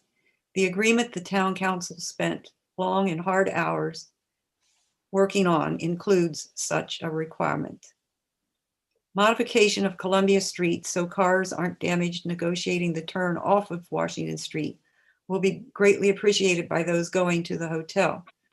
The modifications of East Ridge Street to prevent hotel traffic from using it will be appreciated by those who live along East Ridge Street and were subject to the bus traffic generated in the past that could not negotiate the sharp grade change at Washington and Columbia Street.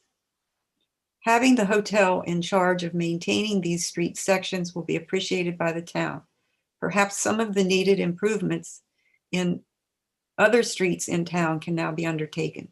I would love to see Cambridge Street south of West Ridge added to that list. One of the items in the agreement that I loved seeing was the inclusion of an access easement across the Paper Street part of Columbia Street, where we used to enjoy the sun setting while we listened to the live music. That is one of the best views in town. Thank you for all your hard work, and I hope you can vote to approve the ordinances that will allow this agreement to become a reality. Christy Huddle. Kevin Jim Jenkins.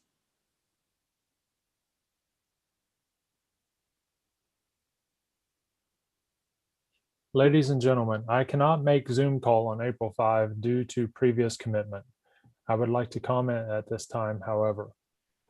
Our town is truly magical and a crucially important aspect of the fabric of American history.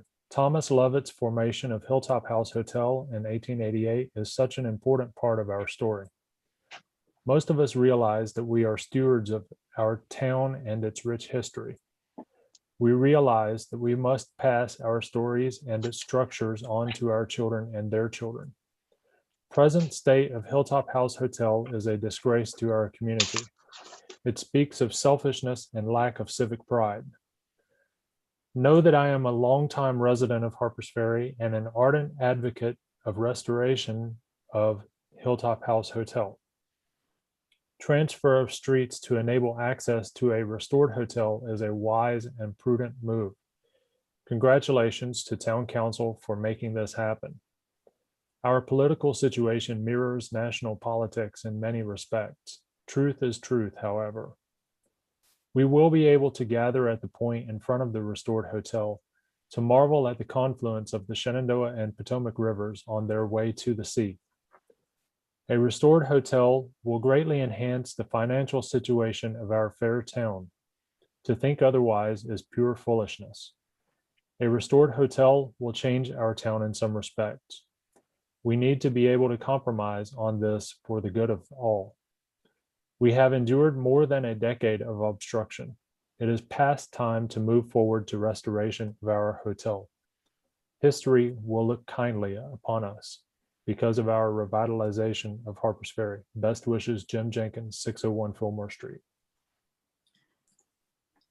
This comment is from Marty and Carol Cable. Dear Kevin and council members, as lifelong residents of Jefferson County with generations of family ties with Harpers Ferry and the Hilltop Hotel, we strongly endorse the street use agreement between the town of Harpers Ferry and Swan Development Group, which will enable the Hilltop Hotel project to move forward. Carol and Marty Cable. Jay, Matt Knott. Okay. Just make this a little bigger. Greetings, council members. I'm writing to express my support for the Harpers Ferry Swan Street Use Agreement, SUA. As a lifelong Jefferson County resident and local business owner for the last 23 years, I think this project is long overdue and should be allowed to move forward without any further delay.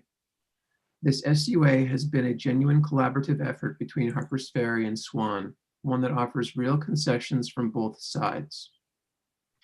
Swan will grant a 24/7 pedestrian easement to the Promontory Scenic Overlook for public access. Swan will grant a 24/7 pedestrian easement to the Columbia Street Scenic Overlook, which once built. I'm going to start that sentence over.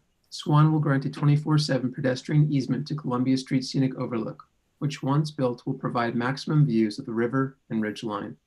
Swan and the town will collaborate on a secondary switchback trail to the Promontory Street Scenic Overlook, which will be built on either Lancaster or Ridge Streets. And once completed, Swan will grant a dawn to dusk pedestrian easement for public access. Swan will grant conservation easements on the steep slopes of East Ridge Paper Street and Columbia Paper Street, permanently protecting the current view sheds in their natural settings. No structures may ever be built upon the surface of any of the 6 rights of way, excluding hardscaping such as walking trails, footpaths, etc. Swan ownership of these rights of way allows for the construction of an underground parking garage hiding any above ground structure, a primary concern voiced by many over the years. In addition, the town will be paid $257,300 for the sale, which will also provide real estate property taxes for Jefferson County. There are other benefits the SUA will allow during and after construction of the project, such as job creation, year-round tourist draw, helping our small businesses, tourists and their money to stay in Harpers Ferry, tax dollars for Harpers Ferry, tax dollars for Jefferson County Convention Visitor Bureau, and last but not least, Swan will be the largest water ratepayer, helping to pay back the $6.3 million loan that Harpers Ferry recently incurred for the purpose of upgrading their outdated water system. Thank you, Matt Knott, owner, River Riders, and Clarion Inn in Harpers Ferry. Ed Sandra Mara. Yep, Sandy Mara, council member, Bolivar Town Council. I want to express my full and unequivocal support for Resolution 2020-101, authorizing the execution of an agreement by and between the Corporation of Harpers Ferry and Swan Hilltop Operating Partners, LLC, for acquisition by Swan of the necessary town property to fully develop the Hilltop House Hotel. I believe that the town of Bolivar and this entire area of Jefferson County will derive significant benefit from this development. Of particular import to the town of Bolivar is that the significant tax revenue to the town of Harpers Ferry to be derived from the hotel should lead to opportunities to improve infrastructure and reduce costs to consumers for public utilities such as Harpers Ferry Waterworks. In addition, the increased visitation to our town on a year-round basis will benefit all of our local businesses.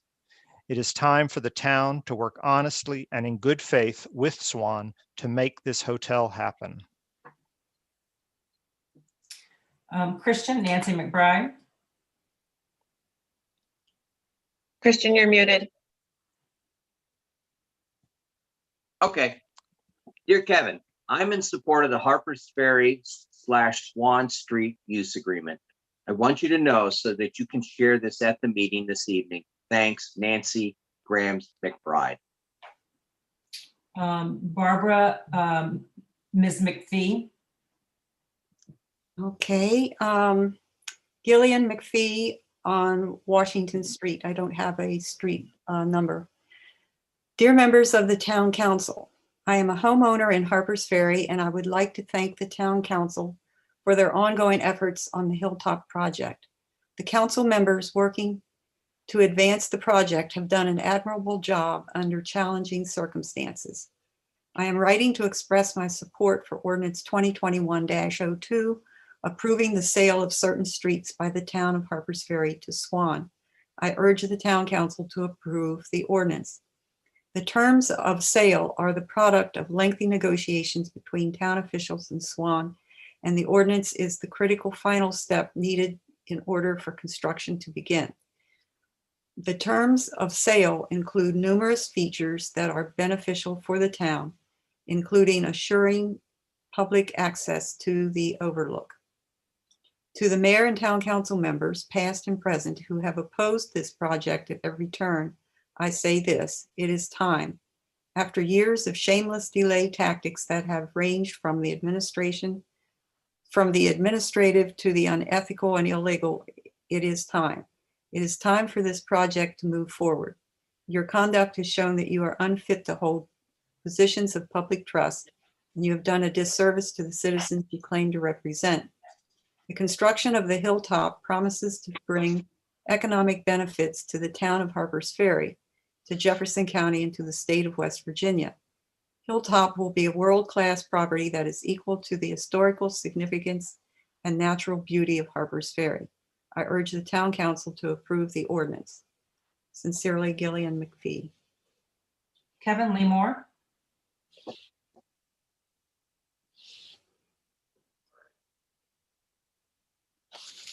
To Harpers Ferry Town Council, this letter is to express my complete support for the Swan Hilltop House construction project.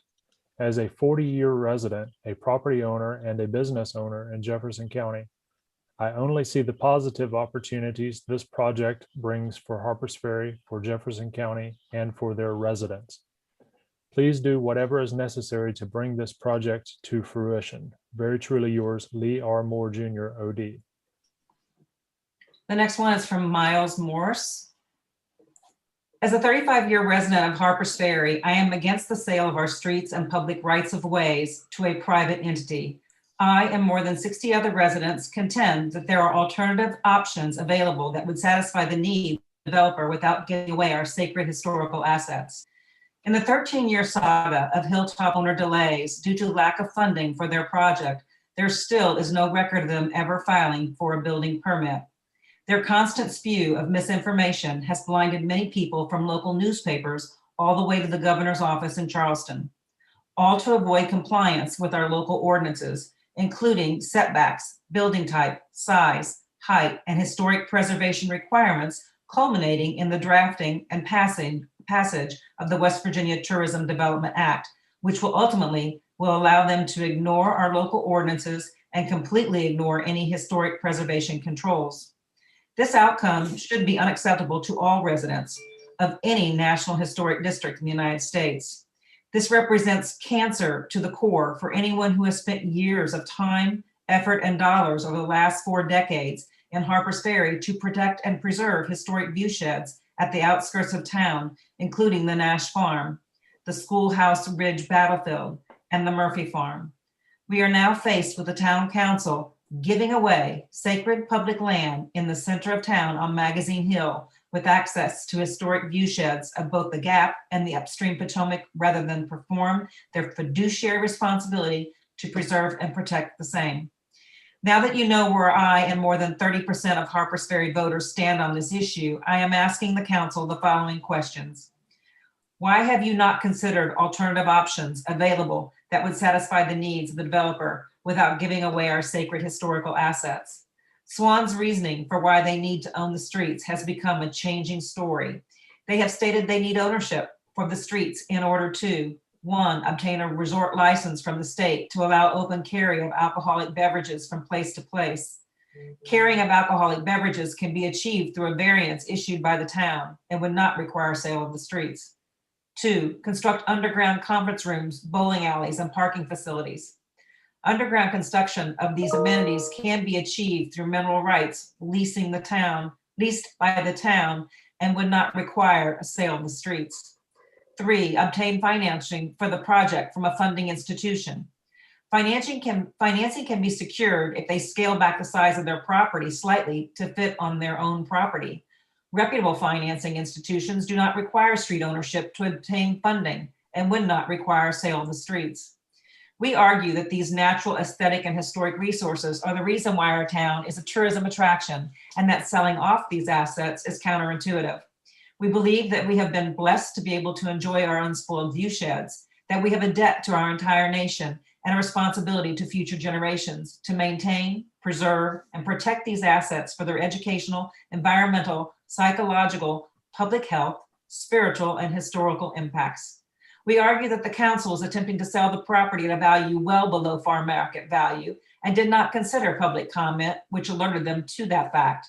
We argue that a price, if $1 billion is more justifiable than the prices the council illegally negotiated with Swan, in that this publicly owned parkland with its historical viewshed is a priceless, irreplaceable public global asset. We argue that no factual determination was made to consider whether there would be a more positive impact on the community to maintain the land as long-standing parkland, and that no unbiased comparisons were done to tally the tourism dollar worth of keeping the publicly owned parkland versus that impact of selling the property to be used to facilitate a specific privately owned economic development project. Did you say time? Not yet. The council has indicated on the town website that following the hearing, the town council will vote on approval of the second and final reading of ordinance 2021-02 for enactment. Voting on enactment immediately after the hearing shows the council has no intention of considering public comment submitted during the hearing. We believe that this posting of the intent to vote on enactment immediately after the hearing contradict the requirements of public notice established by the West Virginia Secretary of State for rulemaking at the state level. See rulemaking steps and timeframe for legislative rules. He provides a link. A copy of all comments received and our hearing transcript must be submitted. The agency response to each comment must be submitted. An agency may consolidate substantially similar comments and response in the interest of efficiency. The town council cannot possibly consider, digest, address. Time. Thank you. Miles Morris, resident of Harpers Ferry. I believe the next one is Mr. Robert Nelson, and that will be Ed. No, I'm sorry, I guess it's Jay.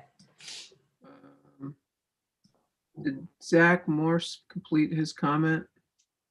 If he has a letter, like we've done for. I believe he read it to us. We pretty much read through it. I Well, saw it. he summarized his I 3 don't- points. I don't think he gave, I think his request was that we read it into the record, so I think we should do that. As long as it fits within the time limit.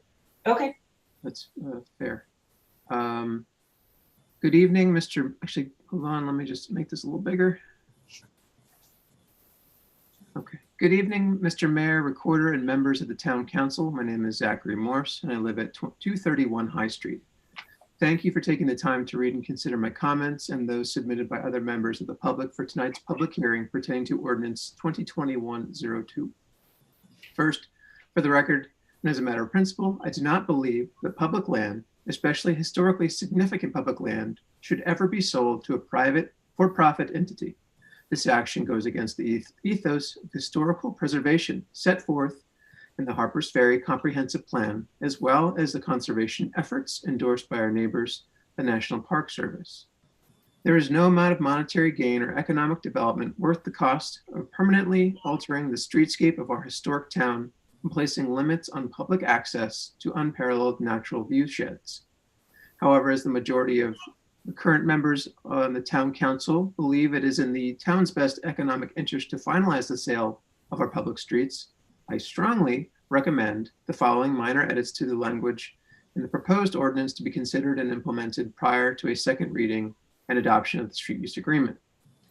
Point 1, specify the section of East Ridge Street, paved 50-foot right-of-way, to be transferred. In the current text of the proposed street agreement, East Ridge Street, paved 50-foot right-of-way, is referenced as one of the streets to be transferred from the town to Swan.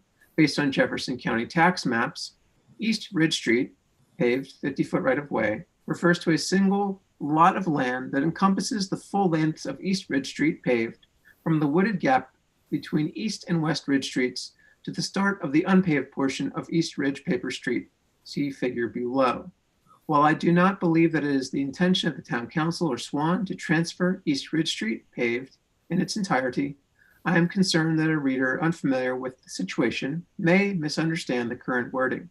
Please add a clarifying statement such as, quote, the 400 block of East Ridge Street paved 50-foot right-of-way, close quote, or, quote, East Ridge Street paved 50-foot right-of-way west of Columbia Street, close quote.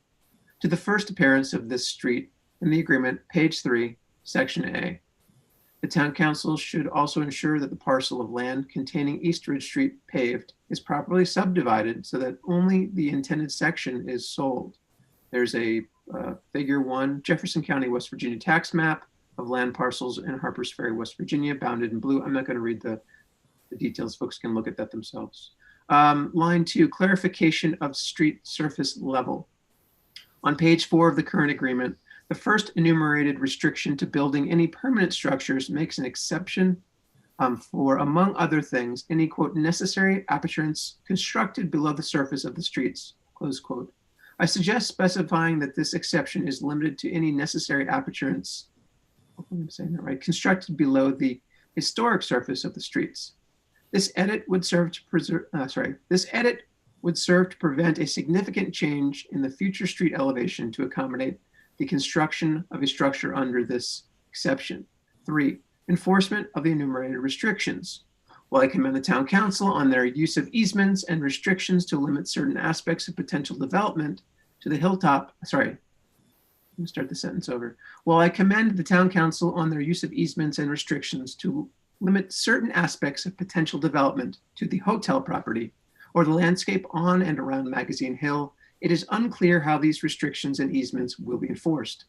Underpinning this concern is the imminent application for a tourism overlay district by the Swan Group that will in part preempt 1, the right of certain municipalities, whether by ordinance, resolution, administrative act, or otherwise, from enacting, adopting, implementing, or enforcing ordinances, regulations, or rules which limit in any way the creation of and acquisition, construction, equipping, development, expansion, and operation of any tourism development project or tourism development expansion project in a tourism development district. And 2, the right of certain municipalities to impose or enforce local laws and ordinances concerning the creation of or regulation of any tourism development district and tourism development project or tourism development expansion project therein. Thus, to ensure that the restrictions and easements listed in this agreement are upheld, please add the phrase, quote, or if there is any violation of the easement and restrictions listed in this agreement, close quote, to the end of the 5th restriction listed on page 4 of the proposed agreement. This edit would link adherence to the easements and restrictions presented in the street use agreement directly with ownership of the land itself. Time. Sorry. Morse, PhD. Okay. Ed, Robert Nelson. This is a plea from Robert Nelson for the sale of streets needed in the planning and building of the Hilltop Hotel. I am a new resident of Harpers Ferry, living here just over 2 years, and would like these thoughts to be presented at the hearing on the street agreement that is to take place on April 5th, 2021. Thank you to the town council for all the long, hard work they have put in. These few comments are respectfully offered. Without free access to these streets, building, and even the operation of the hotel would not only be difficult, but perhaps not possible at all. In addition, if access to these streets were approved, some of the streets would have to be redone during construction, which would be to the town's advantage. Also, an advantage would be that the control, maintenance, and insurance of these streets would become the responsibility of the hotel. Transfer of the property in question will create additional property tax and will in turn help to make improvements to many things to include not only roads, but also things like safety, law enforcement, budget for committees, training, communications, and I am sure many other expenses too numerous to try to predict. And now a personal selfish plea. I would hate to lose access to the beautiful views of the overlooks. It is my understanding that the proposed agreement would protect this access. Robert Nelson. Okay, Christian, Patricia Noland. Hi, Kevin. Please find my comments below regarding the public hearing on the Swan Street use agreement. Thank you for the opportunity to offer my comments on the Swan Street use agreement. There's a lot to like about this agreement as it provides something for everyone. Nearby residents will continue to enjoy their privacy with regard to traffic concerns that have been expressed repeatedly during this entire process, and the view sheds of these same neighbors will be protected with buffer landscaping, which will add another layer of privacy for them.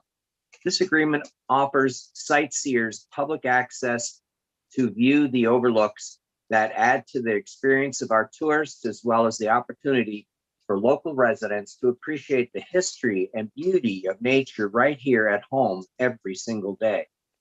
Other benefits include the economic boom to Harpers Ferry that will help sustain small businesses year-round within Harpers Ferry, as well as other areas of Jefferson County. Furthermore, the additional revenue for the Harpers Ferry will help with the much-needed infrastructure that continues to become more critical with each passing year to our residents, and will provide more and better services to the residents of Harpers Ferry. It has taken a very long time and a lot of discussions to reach this point in the process. Each of you have taken a beating during this very long process from one viewpoint or another. And so I appreciate all that you have done to reach this point. I am in full support of this agreement and strongly urge your support of this agreement as well. Thank you for all your work on this project. Respectively submitted, Patricia Nolan. Barbara Stephen Paradis. I would comment before we move to the next one. Oh, Patricia sorry. Noland is a Jefferson County Commissioner. Oh, she didn't say that. Yeah, she is. Okay, Stephen Paradis of 1212 West Washington Street, Bolivar. To the mayor, recorder, and individual members of the Harpers Ferry Town Council, I want to applaud your diligence in crafting a resolution to the Paper Street ownership issues affecting the development of the Hilltop site. I understand it has been challenging and that none of you has taken your responsibilities lightly. As a non-resident customer of the Harpers Ferry Waterworks, I encourage you to persevere in your efforts to broaden the rate base for this critical infrastructure by reestablishing some of the business lost when the Hilltop was forced to suspend operations more than a decade ago. Respectfully, Stephen Paradis. I apologize for mispronouncing that. Kevin, Larry Moore, and Regina Phillips. And Stephen, by the way, is on town council in Bolivar. So. Right. Yes, He's noted that's correct. president of the Planning Commission and member of the Town Council of Bolivar. Regina Phillips and Larry Moore. To the members of the Town Council of Harpers Ferry, West Virginia, we support the 6 rights-of-way strips of land for street use agreement to be sold to Swan Corporation, and that building of the Grand Lady, in quotes, will continue to move forward. Regina Phillips and Larry Moore.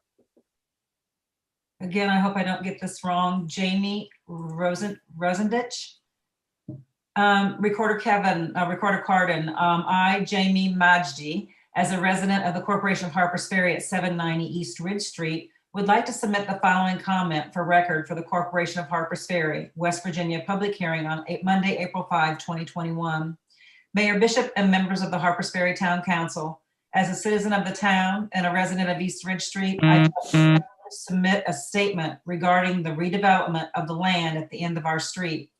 From everything I have heard surrounding the current proposal that the council and Swan have worked together on, I feel I can give my full support to the project. I believe that overall, the town will benefit from the restoration of the site that currently houses the old Hilltop House Hotel and Promontory Scenic Overlook, all while keeping its historic integrity, which I feel is the most important aspect. The old Hilltop House Hotel is rich in history, and it is my hope the project will come to fruition to restore the hotel to its former glory so the residents and visitors alike can enjoy, and that it will only enhance what charm Harpers Ferry already has to offer. I would like to thank the council for all of their time and efforts. Jamie Majdi. J. Patricia Rucker, Senator Patricia Rucker. To whom it may concern, I am very happy to hear about and fully support the Harpers Ferry Swan Street Use Agreement. The Hilltop project will be a great benefit to Harpers Ferry and Jefferson County. Hopefully, this agreement will move it forward. Additionally, I would like to thank everyone whose hard work helped to make this happen, specifically the Harpers Ferry Town Council. Sincerely, Patricia Rucker. Okay, let's see, Ed Betsy Self. I am a recent resident of Bolivar, excuse me, just 3 years. I have followed the saga of the Hilltop House Hotel with much interest. I have attended town council meetings and a presentation by the developers. The continued drama and angry discourse has dismayed me. I moved here from Purcellville, Virginia, and have many friends who have fond memories of visiting Hilltop House and Harpers Ferry and keep asking me about the lengthy process of getting approval to rebuild. The continued vista of a deteriorating building is a disgrace. Please approve Ordinance 2021-02 for the reasons many have already stated, such as helping defray water costs and giving downtown merchants much needed customers. Please make it happen. Betsy Self, 169 Columbia Street, Harpers Ferry. Okay, Patricia Sherwood.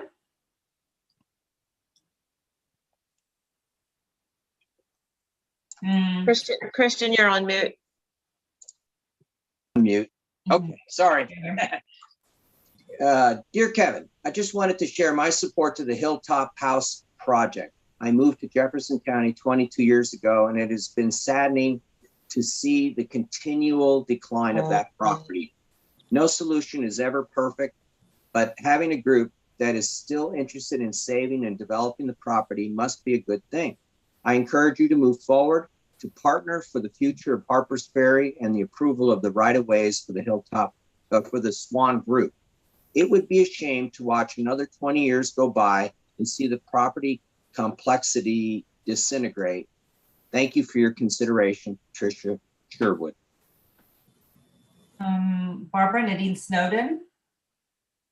Okay, Mayor and Town, this is from Nadine Snowden, 98 Madison Street. I believe that's Bolivar. She says Harpers Ferry, but I believe it's in Bolivar. Mayor and Town Council, over the months and years, I have followed the events and controversy surrounding rebuilding Hilltop House. After prolonged political bickering, Ordinance 21-02 Street Use Agreement has finally been established, allowing Swan to move forward with building the hotel. I would like to thank the current town council, specifically Nancy Case, Jay Premack, Christian Pechakonis, Kevin Carden, and Ed Wheelis for the hard work and due diligence they have exercised to assure the town can move forward to make this hotel happen. Dating back to 1888, Hilltop House has been a pillar of the Harpers Ferry community. Once again, in the foreseeable future, Harpers Ferry and Bolivar can benefit from the revenue, creation of jobs, and boon to year-round tourism Hilltop House will create. Thank you, Nadine Snowden. Kevin Mark Whitmore. Lynn and Greg Vaughn is the next one. It was just added. It was accidentally omitted. They had sent their comments to the acting town clerk. They're actually in the attendee group, and they have their hand raised. So, Okay, so I will skip theirs. And we can come back and pick them in then when we get to the end. Okay. So Mark Whitmore, Kevin. Okay. Dear Mr. Carden and Harpers Ferry Council members, excluding Mayor Wayne Bishop, I am a current 18-year resident of Harpers Ferry, West Virginia, although not the actual lower town of Harpers Ferry. Previously, I lived in Frederick, Maryland, and Harpers Ferry had always been my first tourist destination 25 miles away from Frederick, now 3 miles away. I would like to offer my full support for the Hilltop Hotel project for what it will do and bring to the town of Harpers Ferry, to include a new tourist attraction that will include a place to stay and enjoy all that Harpers Ferry has to offer in addition to tax revenues, etc. My entire life of 64 years, from about 10 years old, I have visited Harpers Ferry several times a year to learn of its history and significance in local history. The current hilltop and the promontory overlook was always a favorite spot. Even into my adult years, I still visit frequently to shop and eat, and have brought many out-of-town friends, relatives, and business associates as a first tourist stop to see the beauty of this quaint little town. Over the many years, I have witnessed what Harpers Ferry and its council has went through to get this hotel built. And I must say it has been sad, disheartening, and a joke to the outside world. In summary, I pledge my family's full support for the Hilltop Hotel project, and I hope I live to see the day it is built, and the wife and I hope to celebrate our 50th anniversary and stay at the hotel. Please vote to support and build the Hilltop Hotel. Why wouldn't you? Sincerely, Mark S. Whitmore, Harpers Ferry, Jefferson County, West Virginia. This next comments from Tim Weiscarver, Harpers Ferry resident and the current chair of the Harpers Ferry Planning Commission. Dear fellow citizens, I am a Harpers Ferry resident for 30 years and live at the end of East Ridge Street. Thank you, members of the Town Council and Town Attorney Sayer, for the staggering amount of work you have all put in to reach a satisfactory street sale agreement with Swan. Under trying circumstances, against a backdrop of whether or not or under what conditions a new Hilltop Hotel should be built, an issue that has bedeviled our town for some 14 years now, you have deliberated patiently, carefully, and thoughtfully, and you have served us well. Each of you acting rightly as you came to see that right. Thank you sincerely, Timothy Weiscarver. Jay, Midjos, the first one. No, well, to clarify, there are two things that are in the record and people can check to see them, but there's an email that came today that specifies what was attached for today's public hearing. So pursuant to that email received this afternoon, I think that's the one to read. Okay, is that you? Is that the number 2 then? Yes. Is Okay. there disagreement over that? What is number 1? I'm sorry. The one was, it's dated March 10th. It's an email, but Ms. Yost had emailed the council, the recorder and CC and the council specifically referencing an attached PDF, which is number 2. So yeah. I think we should follow that instruction. Right. And again, I agree. these are all Let's hear available. what you have to say. Yep. All right.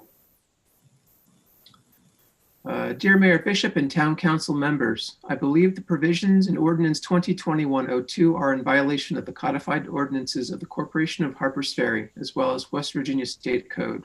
Ordinance 2021-02 is an ordinance of the Corporation of Harpers Ferry authorizing the mayor and/or recorder to execute necessary documents to sell East Ridge Street paved 50-foot right-of-way, Columbia Street paved 30-foot right-of-way, Columbia Street paper 30-foot right-of-way, Lancaster Street North, paper 30-foot right-of-way, Lancaster Street South, paper 30-foot right-of-way, and East Ridge Street, paper 50-foot right-of-way, located and shown on Exhibit A to Swan Hilltop Operating Partners, LLC.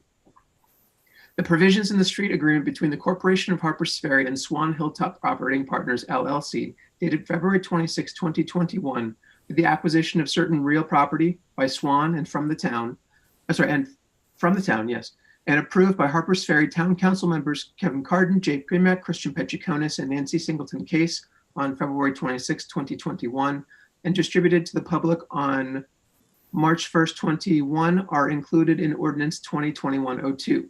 Ordinance 2021-02 includes zoning and land use agreements that were discussed in executive session rather than public meetings. The provisions that are included in Ordinance 2021-02 were agreed upon by only 4 of Harpers Ferry Town Council members, Kevin Carden, Jay Primack, Kristen Petriconis, and Nancy Singleton Case, who I do not believe have the power to make contracts that change zoning without public zoning hearings, do not have the power to legislate through contract, and who do not have the authority to control or limit the legislative powers and duties of our town. The provisions that are included in Ordinance 2021-02 were developed in executive session with a lack of public review. The easement boundaries included in Ordinance 2021-02 are not in alignment with the Certified Corporation of Harpers Ferry Survey of East Ridge Street, recorded with the Jefferson County Clerk on February 2nd, 2018. The provisions in Ordinance 2021-02 refer to insurance liability and amounts that may violate West Virginia State Code 55-8-14. Ordinance 2021-02 is based on maps that are not the official zoning map of the Historic District of Harpers Ferry. Ordinance 2021-02 allows for the land use that is not consistent with the official zoning map of the Historic District of Harpers Ferry. Ordinance 2021-02 is not consistent with the existing Promontory Overlay District ordinance. The intent of the town after a 3-year public process was to maintain Columbia Street as the boundary of the hotel development through the Promontory Overlay District Ordinance. Ordinance 2021-02 includes the Gordon TDD map dated 2/26/21 that was not reviewed by the public prior to the execution of the 2/26/21 street agreement. Parcels outlined in Exhibit A, January 12, 2021, Gordon DC map, Hilltop House, hotel streets and properties for Swan Street use agreement with Harpers Ferry are not zoned for hotel use on the official zoning map of Harpers Ferry. The boundaries of the proposed tourism development district map zone in Exhibit B is not approved and is not part of the official zoning map of Harpers Ferry. The town has not received notification of a TDD application received by the state of West Virginia from Swan. The proposed tourism development district map zone in Exhibit B did not have a public hearing. The sale and privatization of public streets in the area near the hotel and the provisions in this street agreement are not consistent with our comprehensive plan or ordinances. The intent of the town was to retain ownership and control of the historic district street grid, public rights of way within the hotel area to avoid a campus feel. To have the streets contribute to scale limits, pedestrian flow, and street block boundaries as they do throughout the historic district and continue existing 24/7 public access with local police patrol, not private control. The streets of Harpers Ferry are properties that contribute to our historic district. The West Virginia State Historic Preservation Office reviews impacts to historic properties prior to any undertaking permitted, funded, licensed, or otherwise assisted in whole or in part by the state, end quote. The hotel project will be funded in part by the state of West Virginia. SHPO has not reviewed the impacts of our historic street properties that may include 1, physical destruction, damage, or alteration of all or part of the property. 2, isolation of the property from or alteration of the character of the property's setting when the character contributes to the property's qualification for the state or national register. 3, introduction of a significant change to visual, audible, or atmospheric elements that are out of character with property or altered setting. 4, neglect of a property resulting in its deterioration or destruction. 5, transfer, lease, or sale of the property without protective restrictions. The sale and privatization of public streets in our historic district and the provisions in the ordinance. Sincerely, Midge Flynn Yost, resident of Harpers Ferry Historic District. Okay, I think we are on the last one now, and it's Donna Zajakowska. My apologies. Ed? Dear Harpers Ferry Town Council, my name is Donna Truitt, and I am a resident of Harpers Ferry. I write today a letter of support for the sale of public streets to the Hilltop House Hotel so that it can be rebuilt in its historical glory. There are many, very many paper streets on our peninsula that are on cliffs along both rivers that can never be safely used. There is a paper street that has a national park driveway and parking lot paved over it. Most of our town's paved streets are in disrepair, as well as other infrastructures, our utilities being one example. The new Hilltop House Hotel will bring so many blessings to our town, with revenues badly needed to restore our village into a safe and prosperous place to visit natural beauty and history. Graciously, Donna Truitt. Deb, that concludes our written comments. If you want to ask the Vons to come and speak. I would like to clarify that the last name listed for the Donna Zajakowska, I'm not sure how to say it. That's the name that was in her email signature I tapped on as mute. received, but her actual name is Donna Truitt. I assume that one is a maiden name. The Z name is a maiden name. Okay, so we have Lynn Vaughn in the room now. Hi, I'm Lynn Vaughn, and I live at 201 High Street. And this is from both Greg Vaughn and me. We wish to express our appreciation to the Town Council for their months of hard work and thoughtful negotiations that resulted in the proposed street use agreement. This 8-page document represents much needed progress toward finally breaking ground for a new hilltop, and for that we are grateful. We believe the long-term benefits of transferring our streets far outweigh any concerns. We acknowledge Swan's patience and commitment to the project since their acquisition of the property 13 years ago. It's time to join the Shawfelds in finally fulfilling their vision for a new hotel. Harpers Ferry needs this project and needs it now for the future health and survival of our town. We urge the council to vote for final approval. Thank you. Okay, I'm going to convert them back to an attendee. Give me a second. Also, in the attendee line, Robert Nelson / Christy Huddle has their hand raised. I believe you have heard from them. How would you like to handle that? Well, I think everybody's had an opportunity, and I don't think we've had anybody in twice. So I think that they've had their opportunity is the way that I would view that as chair of the meeting. Yeah. I agree. Maybe it's Robert wants to talk. But you also read Robert's comments. Yeah. The fair thing to do, clearly our policy states that they can't come back once they've made a comment, whether it was public or written. So I think the fair thing to do is to Mayor, go ahead and continue to chair. Okay. So are there any other speakers? Not with hands raised. Mm-hmm. Okay. Well, that being said, the next thing I believe we would do with this public hearing is adjournment. We take we'll close the public hearing first. Correct. So, hearing no other comments, I would ask for a vote to close the public hearing. Is that required? And there should be a motion. Yeah, I think there is a requirement to have a motion to close the public hearing. I move to close the public hearing. Is there a second? Second it. Who seconded? I'll second it, Christian. Okay. Is there any further discussion regarding that? Just a point of order. Kevin had mentioned the public portion of the hearing. Public comment portion of the hearing. I don't know that needs to be specified. Okay, but we're closing, Jay, the actual public hearing, and as soon as we're done with this, we're going to open a meeting. Okay. Okay. Just nice cross. Is there any further discussion regarding the motion and the second? Well, then, hearing none, Kevin, run a roll call vote on the conclusion and adjournment of the public hearing. Sure. Barbara Humes. Aye. Jay Premack. Aye. Christian Petroconis. Aye. Nancy Case. Aye. Ed Wheelis. Aye. I vote aye. Mayor. Aye. Okay.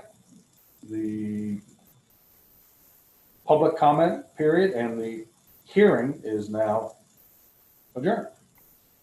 So Can we take a 5-minute or 10-minute break before the next portion of the agenda? absolutely not. Yes.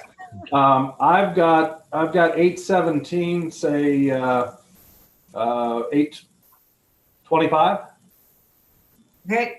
Sounds good. Mr. Sayer, are you still with us? Oh, I'm still here. You haven't lost me yet. Okay, we'll recess until 8:30, or I guess take a break between meetings, 8:25. Thank you, Barbara. Good idea. Thank you.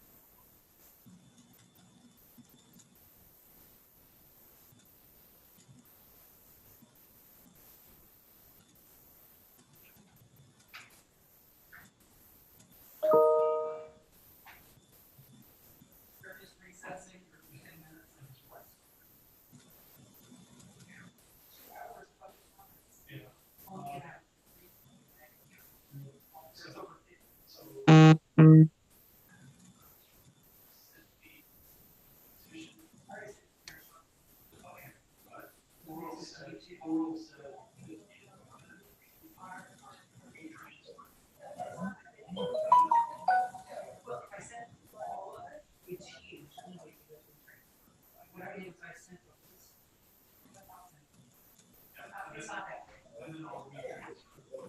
that big?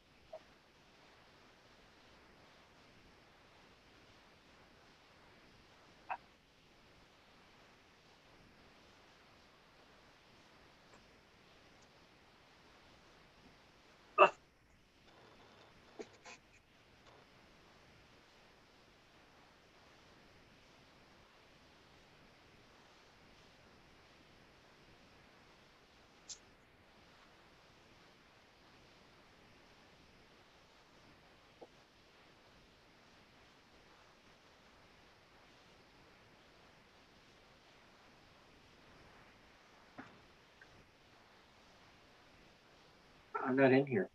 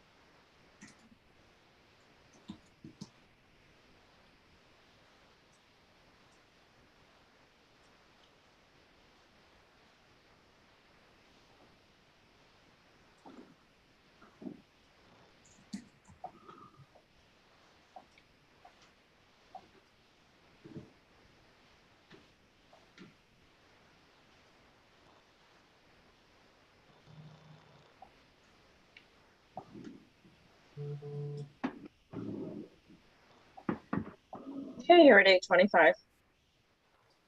Okay. I've got 8:25. Okay, we want to call this meeting to order, and with the approval of the agenda. I motion to approve as presented.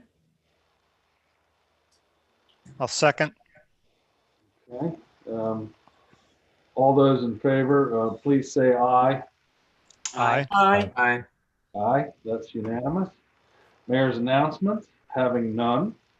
Item 1, discussion and action on second and final reading for approval of ordinance 2021-02, authorizing Corporation of Harpers Ferry to sell certain real property without public auction to Swan Hilltop Operating Partners, LLC, pursuant to Article 11401 of the codified ordinances of Harpers Ferry.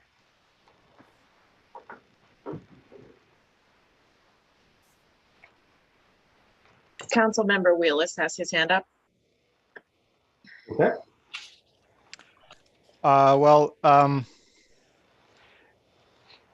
If we move forward with this, I'd like to make a correction a minor correction to the ordinance, and also consider Zach's recommendations.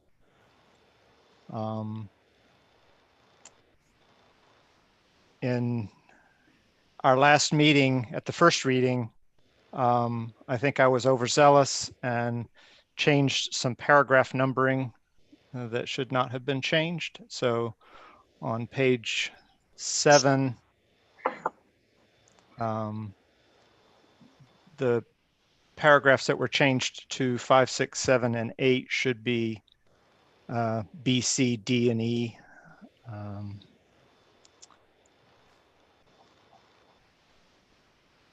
I think it's difficult to know the paragraphs because there's no indentation in the document, the ordinance, and I'm hoping that Kevin can make it pretty before we sign it.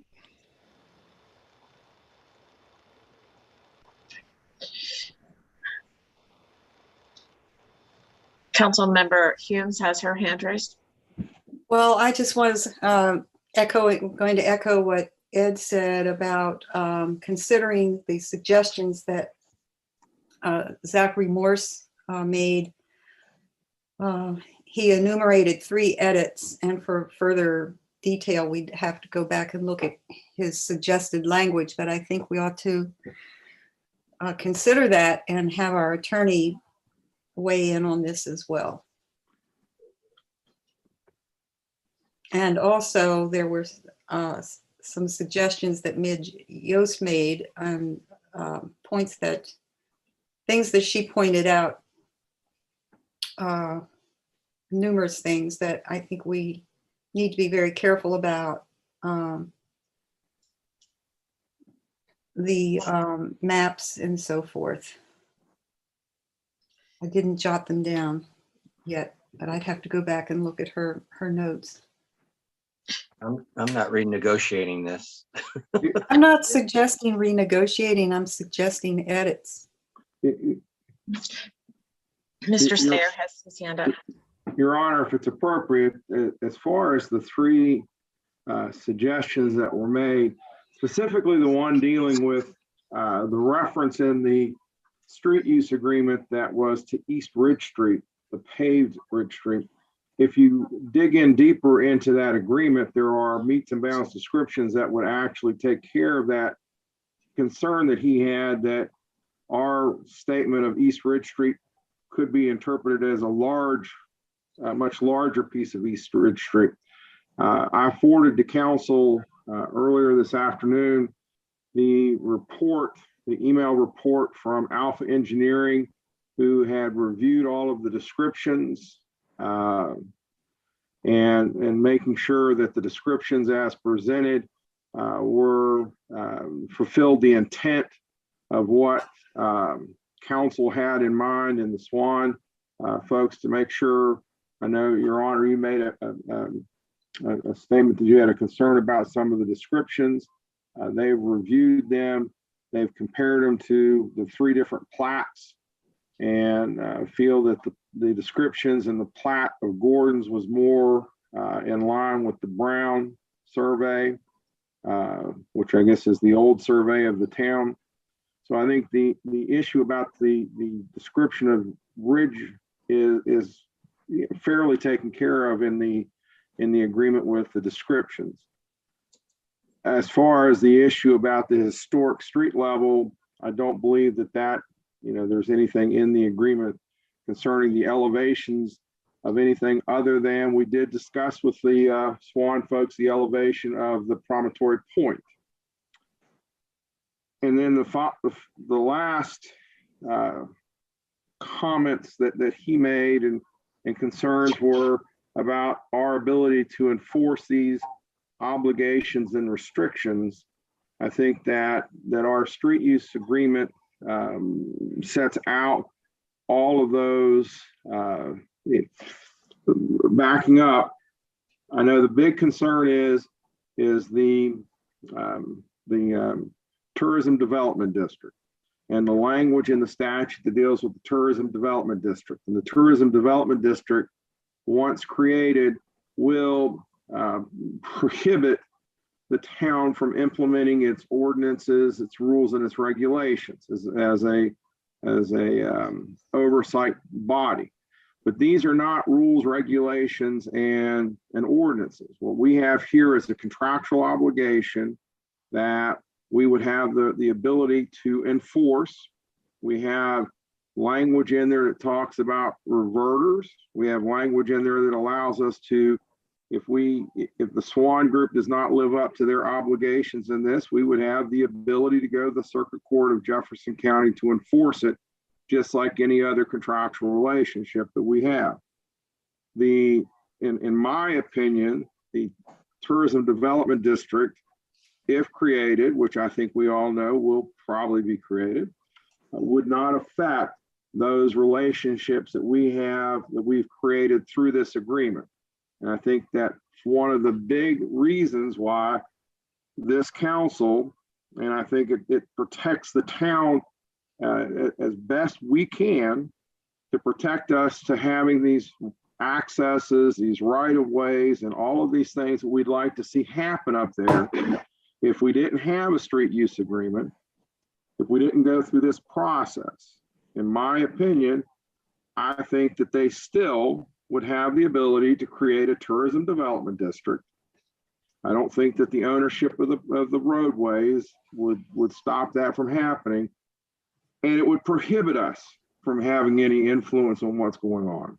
So I think the obligations are addressed in there. The only thing that I don't think is addressed in what he indicated was wanting to place a restriction on the historic street levels. Council Member Case has her hand raised. I think we might have been remiss, or maybe you'll do it in a little bit, Mayor Bishop, is to thank the public, all of them, for their public comments. I want to thank Zach Morris for his, because I read them all very carefully, and I'm appreciative of him actually obviously reading the agreement very carefully and coming up with these thoughtful ideas, these thoughtful considerations.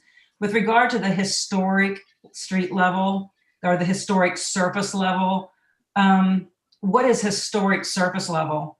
If you drive down Washington Street over the course of 130 plus years, obviously the historic levels have changed a great deal over time.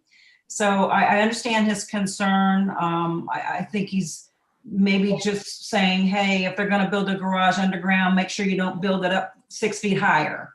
I don't share that concern, but I don't really think there's a true historic level that you can refer back to. Can I just share to build on that point?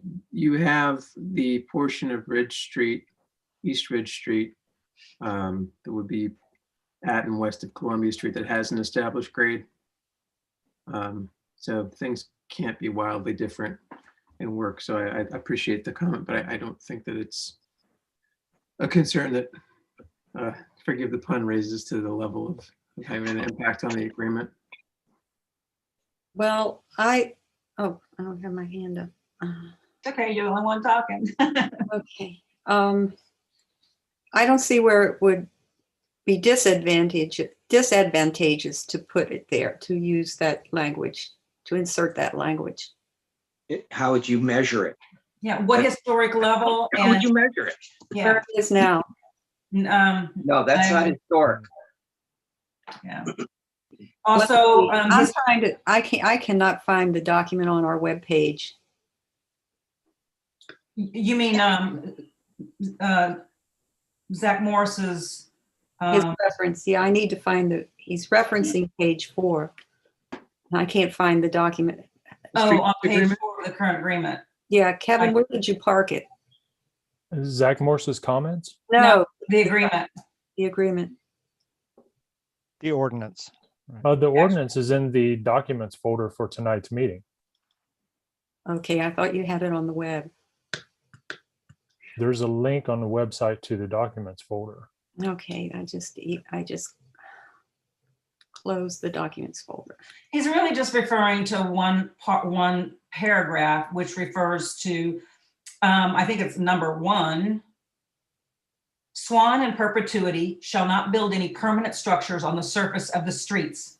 This restriction does not include landscaping, either vegetative of hard surface or stone or brick walls, which do not exceed 3 feet in height, or any parking structure, utilities, or other necessary appurtenance constructed below the surface of the street. That's the paragraph that he's referring to. And again, what is the historic measure?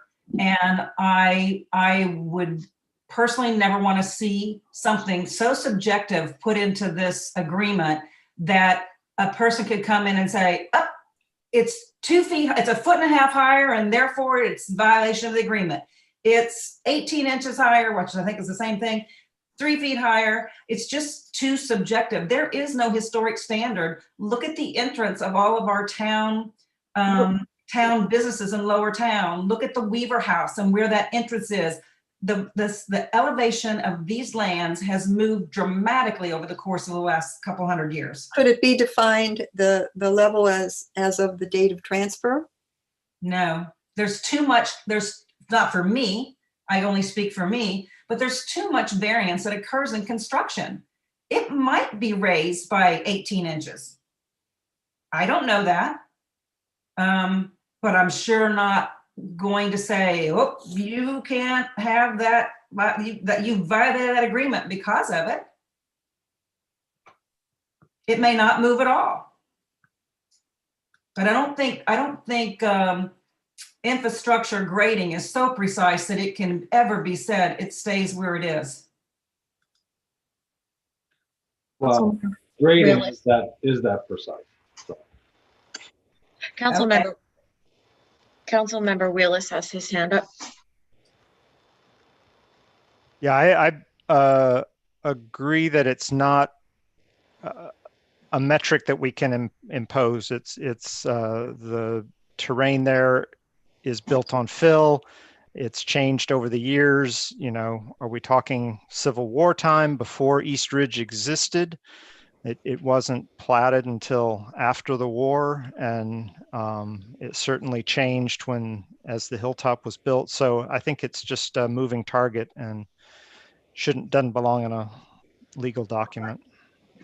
Okay. I just wanted to make a statement based on what you just said, Ed, about this being built on fill.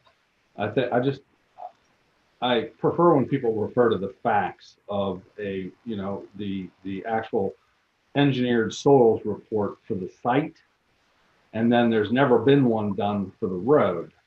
But the majority of the site, if you read their soils report, is built on its bedrock when they excavate at certain depths and positions. So I just wanted to kind of clarify what you said about it being built on fill, because that's not true. And so I just wanted to clarify that. Councilmember Humes has her hand up. Yeah, I just want to back up to the first comments that Attorney Sayer was saying. About the section, Zach Morris talked about the section of the paved East Ridge Street should be clarified, and you were saying about meets and bounds. Did the public get to see that? I think that was something you sent us earlier this afternoon. No. Or late this afternoon. Did the The public? meets and bounds are defined in the attachments to the 315, the 315 agreement. The email that he referenced earlier was to a independent survey to ferret out discrepancies between different surveys that were in disagreement, to bring a independent party to give oversight and help bring some resolution. That's correct. I mean, the meets and bounds description of the property being transferred were attachments to the street use agreement and have been provided to the public.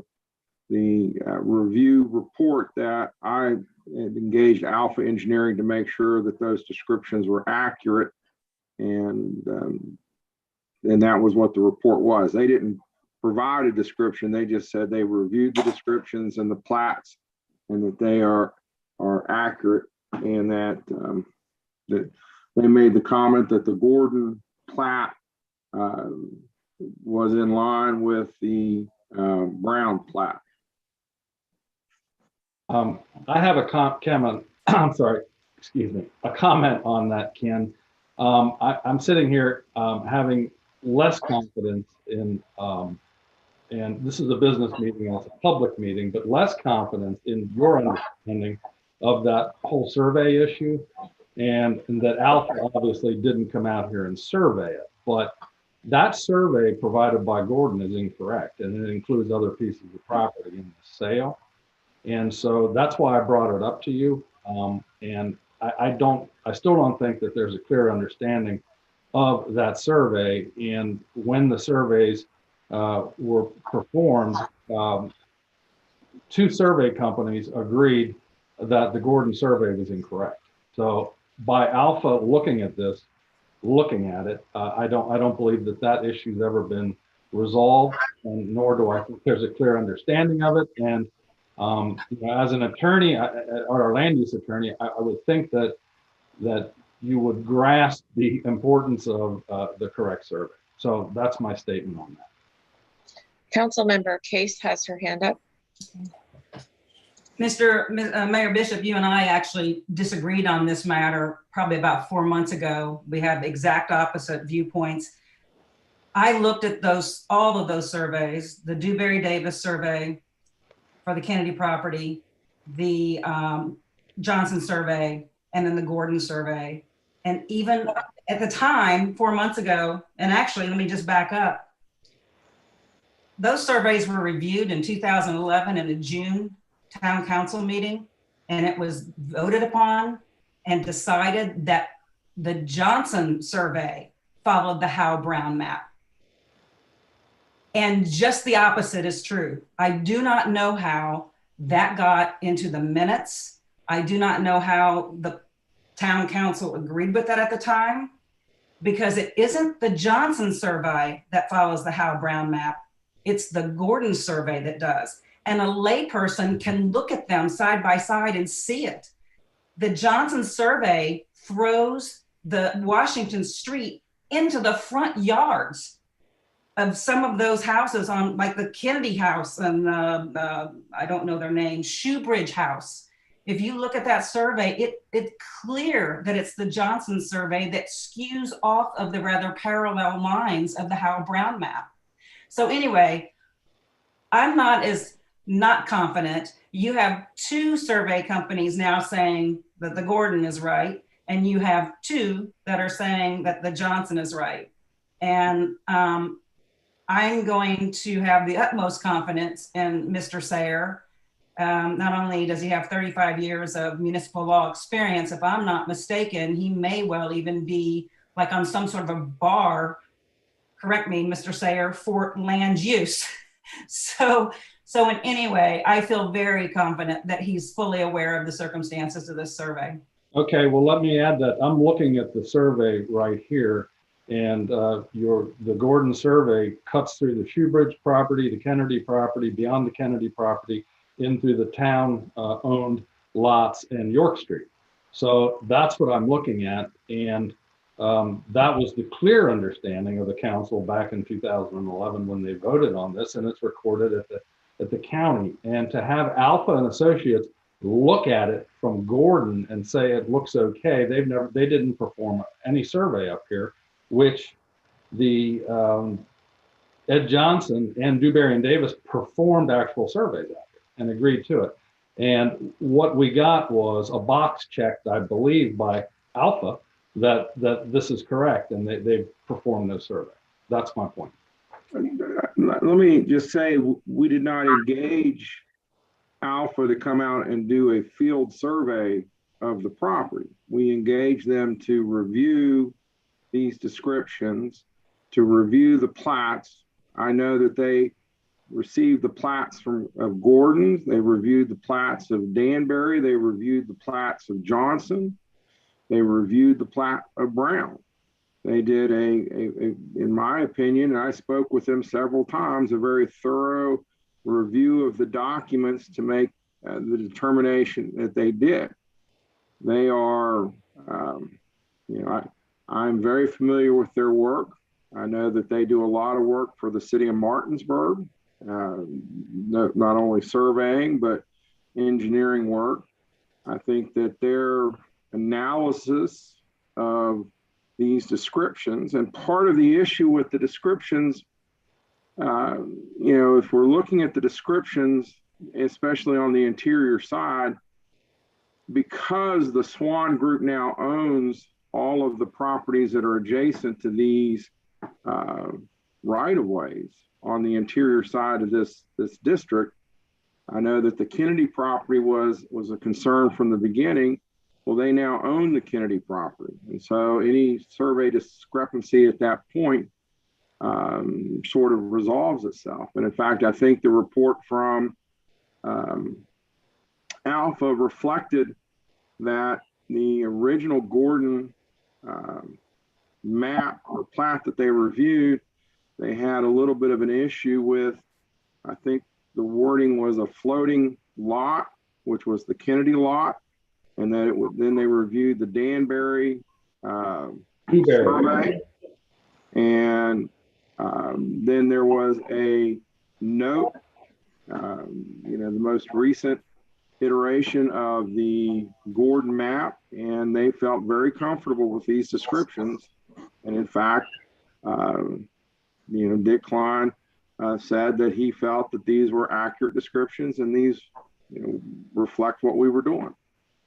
Well, I appreciate, those are a lot of words, and I appreciate that. And I'm not questioning your integrity nor the integrity of Alpha. But what I'm saying is they did not provide an actual survey to check this. And we had two surveyors do it to provide the town the survey of record. And this is simply not being done in this land sale. And, I don't know, but you may hear about this again, I would imagine. If someone owned property, including the Corporation of Harpers Ferry, and now there is a private ownership of land that is not listed in this sales agreement. I think it's been glossed over, Counselor, with all due respect. I'm just going to make one closing comment on it, and then allow Mr. Sayer and the council to move forward. And that is, and even Alpha Engineering noted this, that the surveys that were conducted by Gordon were holistic and included 40 properties. Yet the survey that was conducted by Mr. Johnson, he only did block BB. Dewberry only did lot 2. Yet you have Gordon who does an overview of all of these properties. And I think that's really very relevant whenever you view them all in their entirety. I am done with this conversation. Okay, well, I just my part of it. That Johnson has surveyed the entire town at one time or another, and the controls and the connections and the how Brown and how it falls together. And again, I'll just hold that position that I think that you're including something in a sales agreement that is not fully understood, it's not vetted, and it's never really been installed. I don't concur, but thank you very much. Appreciate your position. Well, I'm just basing it on surveys and facts that I'm looking at. As are we. Yeah, I don't concur either. Well, Kevin, you were directly involved in the police action and the fines and all that stuff, and you voted unanimously for this survey that I'm describing. And there were actually fines issued that I don't think were ever paid, but it had everything to do with the surveys I'm speaking of. You were on the council. I wasn't on the council. I want to clarify something. I want to clarify something before you go any further there. Prior to probably 3 or 4 years ago now at the most, I didn't typically vote at council meetings. The only time that I normally voted was when there was a tie or my vote was important to make, or there was a roll call vote. I normally did not vote along with the mayor. And so the minutes, that meeting where that survey was adopted, I neither voted for or against.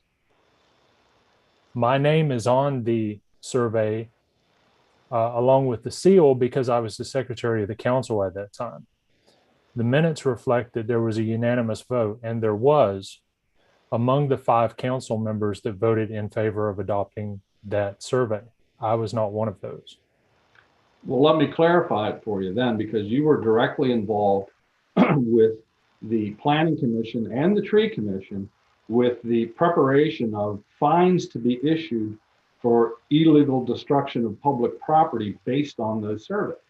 And you spoke to that many, many times and talked about all the trees that were cut down on public property based on this survey. I'm just clarifying. That was on the property that was marked according to the Gordon survey.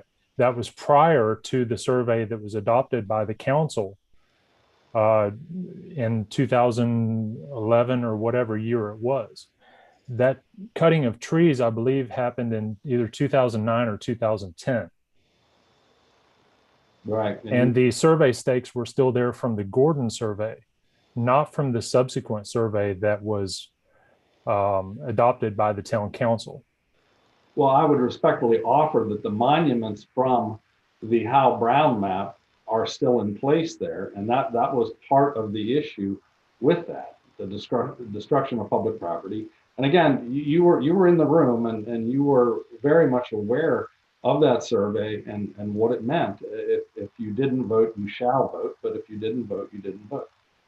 Well, and I will just add this, that, you know what, regardless of what somebody's position was in 2011, whether it was anybody in this room today or whomever it might have been, new information may well change that information, that vote, that position. It is not germane today how he may have voted or you may have voted. You were on the Planning Commission. Your wife was on the town council during that same period. So it really isn't germane to the conversation we're having today because new information has come to light.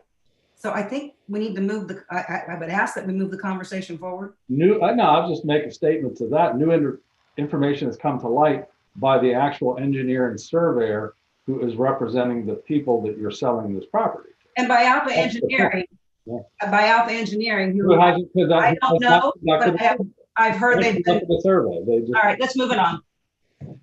If you don't like it, let's move it on, right? Well, you know what? You're beating a dead horse. Is this you being impartial? Because we're looking. You know what? I remember you saying we're really impartial. Of Harpers Ferry. We have a map, and that's what's recorded in the Jefferson County Court. All right. Well, you know what? You're the chair. How much more would you like to beat this dead horse?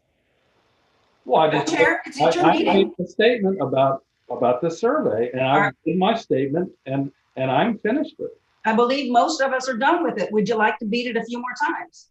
I don't understand your comment on that. I just said I've made my statement and I've made my point. All right. Mr. Sayer, would you like to take us forward? Are you comfortable with us actually making a motion on this street use agreement?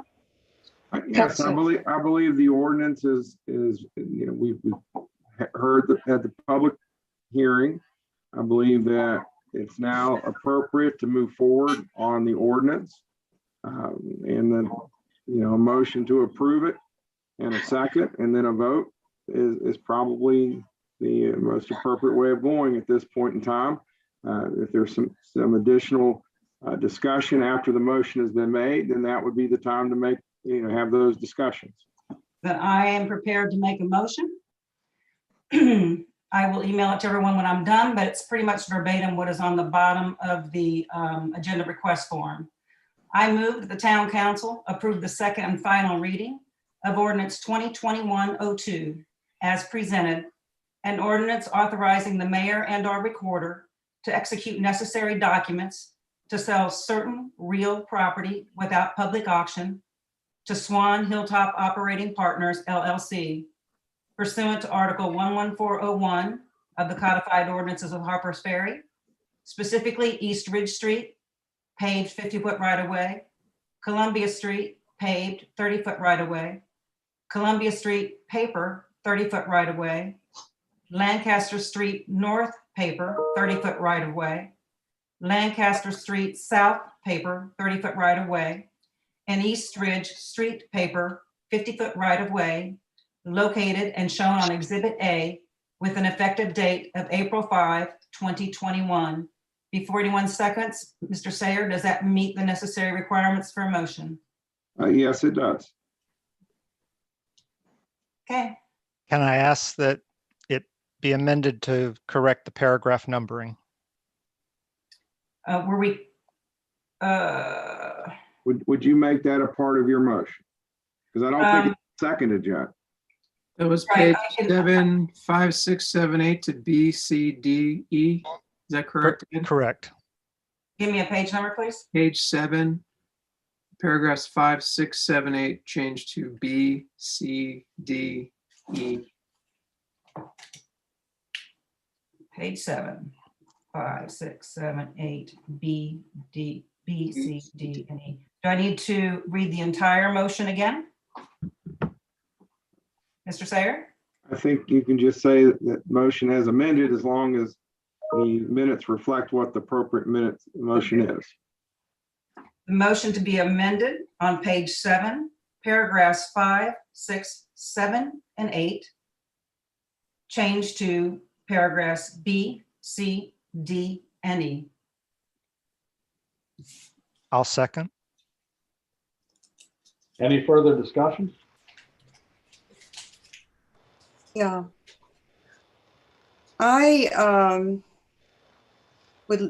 just want to say that of all the still existing kind of gray areas in this agreement that we've argued about here tonight, I'm really frightened about the state having full control for 100 years once the TDD kicks in, and that, as mentioned by our attorney, and that is going to really impact my vote.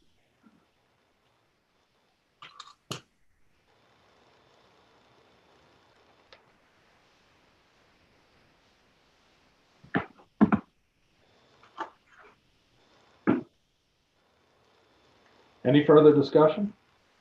Sure, I'll make a brief comment just to thank everyone on council and the folks from Swan for spending nearly 5 months working in earnest and true partnership to find a path forward. And I considered drafting and giving a lengthy statement that recalled the past decade or more of turmoil and tumult and how it got here and the origin of 657 and the mess that is. But I think that the hundreds of hours that have been spent actually doing the work to get here should speak for themselves. And I'm looking forward to moving this forward. I would agree with the hundreds of hours and the tens and tens of thousands of dollars spent specifically with our land use attorney, Mark Sad, who invested, I don't know, 8, 9, 10 years into this project and was adamantly opposed Six spots and what it means to the corporation of Harpers Ferry. And Ed, you yourself considered him the finest land use attorney in the state. So that being said, are there any other comments? This council member Wheelis has his hand raised. Well, since I'm late to the party, I wanted to thank all of you for the hard work you put in. Thank you very much.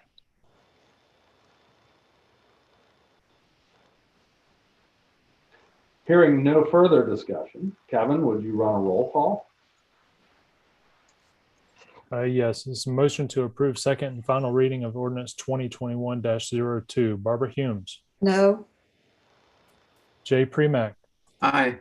Christian Petroconis. Unmute. You're muted. Aye. Thank you. Nancy Case. Aye. Ed Wheelis. Aye. I vote aye. Mayor. No. Your Honor, there's a couple things now that the ordinance is passed that I would like to mention. One, I'm sure all members of council are aware that there was an appeal filed to the Board of Zoning Appeals of the approval of the street use agreement. I have reviewed that appeal and I have provided the Board of Zoning Appeals my opinion that the Board of Zoning Appeals, an appointed body, does not have the authority to review an appeal of the elected body. And my advice to the Board of Zoning Appeals was they did not have authority.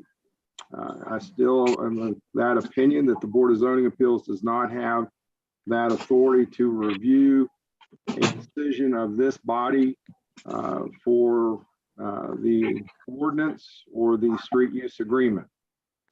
Secondly, Your Honor, now that the ordinance is passed, I guess we need to make arrangements to close the transaction. I believe the ordinance provided that either you or the recorder could execute the documents. I'm not sure, I'm not sure your position on that, but I think that we need to move forward as quickly as we can. Okay, is there any further discussion this evening? I have a question for Mr. Sayer. Once the document is drafted, does the town council need to meet again to review it before signature? Or does it just go straight to the recorder and mayor for their signature? It's just a deed conveying the property subject to the information in the ordinance. So I think we're ready to go. It's ready for execution. Then I would encourage the execution of it as soon as possible. Me too. And the ordinance does state an effective date of 5 April 2021. That's today. So yeah. Mayor, I would like to question on record whether or not you intend to sign this ordinance. I haven't made up my mind yet. And I think you need to right now. Yeah. I don't think that I do. So we can discuss that, but I'm not prepared to make that decision right now. Well, the signature on the ordinance is not, I mean, what's happened here by council's vote, that's what is the authority needed to execute the closing documents. If the ordinance is signed or not signed, I don't think that in and of itself makes a difference. We've got a public meeting where the public is seen where the vote has taken us. Now, the real question is the signature on the deed and the closing documents, because it does take signatures for that. And Mayor, do you intend to sign those closing documents? I'll have to look at them and read them and understand them. Whose signatures are required, Mr. Sayer? Either the recorder or the mayor. And this is why we have them done as either or. Thank you. As long as the recorder's signature is sufficient, if Mr. Bishop can take all the time he needs to weigh his decision. In the attendee room, Mr. Stump has his hand raised. I don't think we're in a public comment portion at this point. Just want to bring that to your attention. Thank you. He may be wanting to talk to someone He's an about. attorney. setting up You might closing. want to hear about it. I think it's appropriate to hear from Yep. from their legal counsel since we've just approved an agreement with them. I agree. Yeah. Okay, I'll convert him to a panelist then.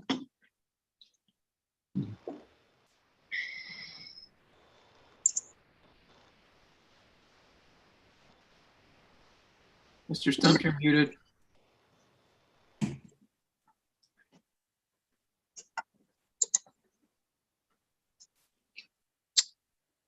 Mr. Stump, you're in as a panelist and we need you to unmute in order to participate.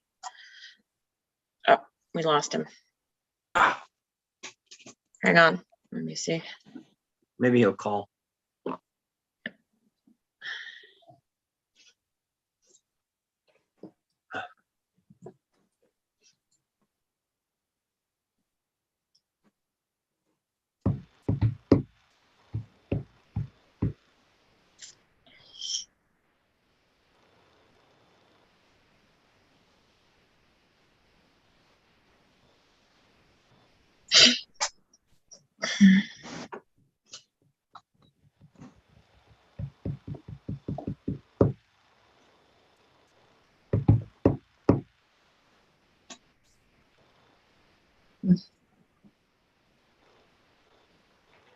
Okay.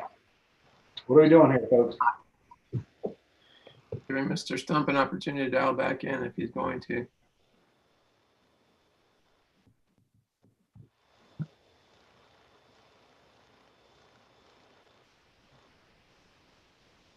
Is he trying? Do we know? Can we tell? Hang on. Something just happened. Yes, there he is. Okay, give me a sec. Okay, so Mr. Stump, you're in as a panelist. You can unmute, then we can hear you.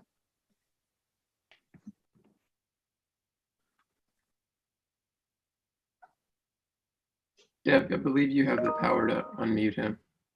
Well, I'm asking him to unmute, but I don't think I can actually unmute him. You're the admin in this. If you click on the three dots, you actually, I believe, can have that option. Okay, let me try it. I've asked to unmute, asked to start video. Okay. Yeah, I just have the ask option. It's been a while since it was on your end. Yeah.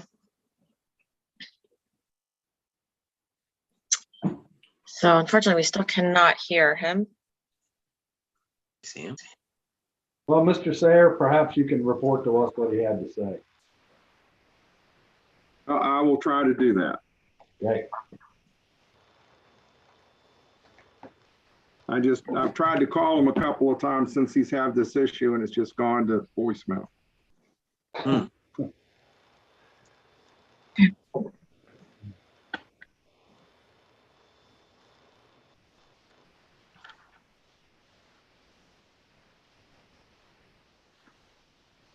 It's ringing now.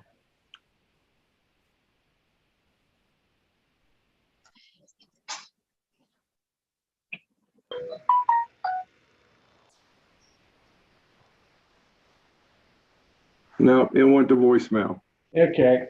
Why don't you can communicate with him and send us by email what he had to say, I guess, but I'd like to entertain a motion to adjourn. Here is a phone coming in. I think this might be him. Let's try one more time. Whoops, hang on. I should do allow. Okay, allow to talk. Okay. Technology is great until it's not. So yeah. Is this Mr. Stump? You still would need to unmute yourself.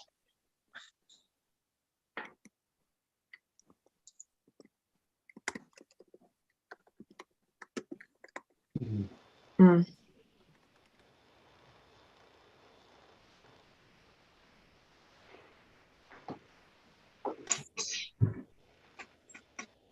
Ken, I'm sure you can report to us what he had to say.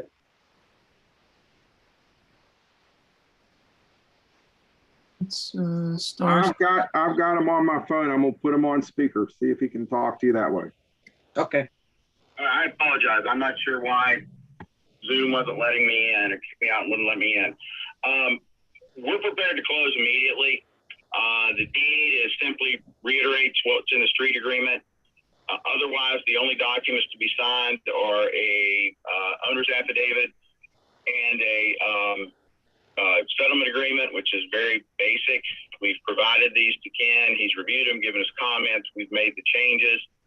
So we're in a position to move forward immediately and want to do so. All right. I'm assuming everyone could hear him? Yes. Yes. Okay. So we need to, I think they were hoping to close tonight. I told them that that probably wasn't something we could do, but I do think that they're hoping to have a closing tomorrow sometime. And Mr. Sayer, have you reviewed the documents that Mr. Stump has? Yes, I've reviewed them. I had some comments that I sent back. I did receive those back, and I will forward those on for you all to take a look at. But the deed is just reiterating the ordinance, the street use agreement, and then an owner's affidavit, because they're going to get title insurance. I did make some amendments to that. And the settlement statement is the amount coming to us, showing that the amount and the closing.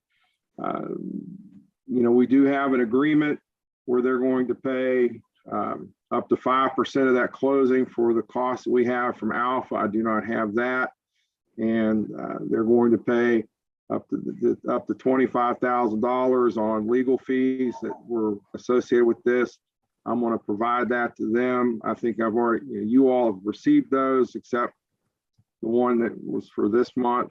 I'm going to submit those simultaneously to you all in the city and to Swan, and we'll get those two payments, the legal fees and the engineering fees. We'll have those paid outside of closing. Okay. So you feel comfortable with those being signed then? I do. Okay, thank you.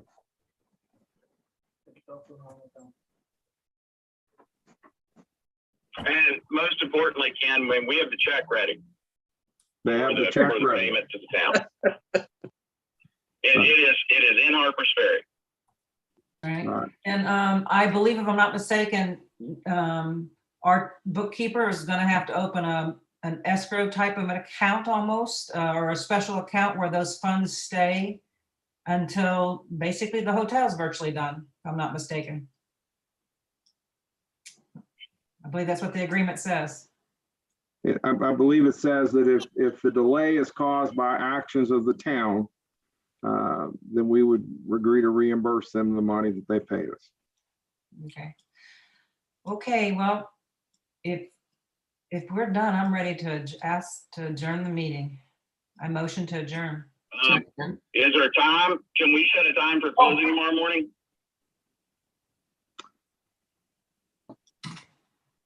What do you need? What's your you need to be there?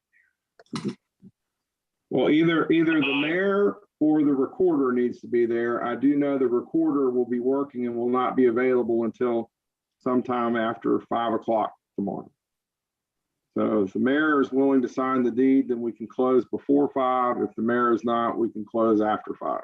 I'm a working man as well, and I'll be long gone at 6 a.m. So John, it looks to me like it's going to be after 5. Are you going to require a notary? It'll require, the deed will have to be notarized. That's correct. Okay. Mayor, what time do you return from work? So that we know whether, because we need to know whether you're going to sign or not. Because if you're not, then we'll ask Mr. Carden to sign. It's that simple. Well, it's that simple then, I guess. Pardon me?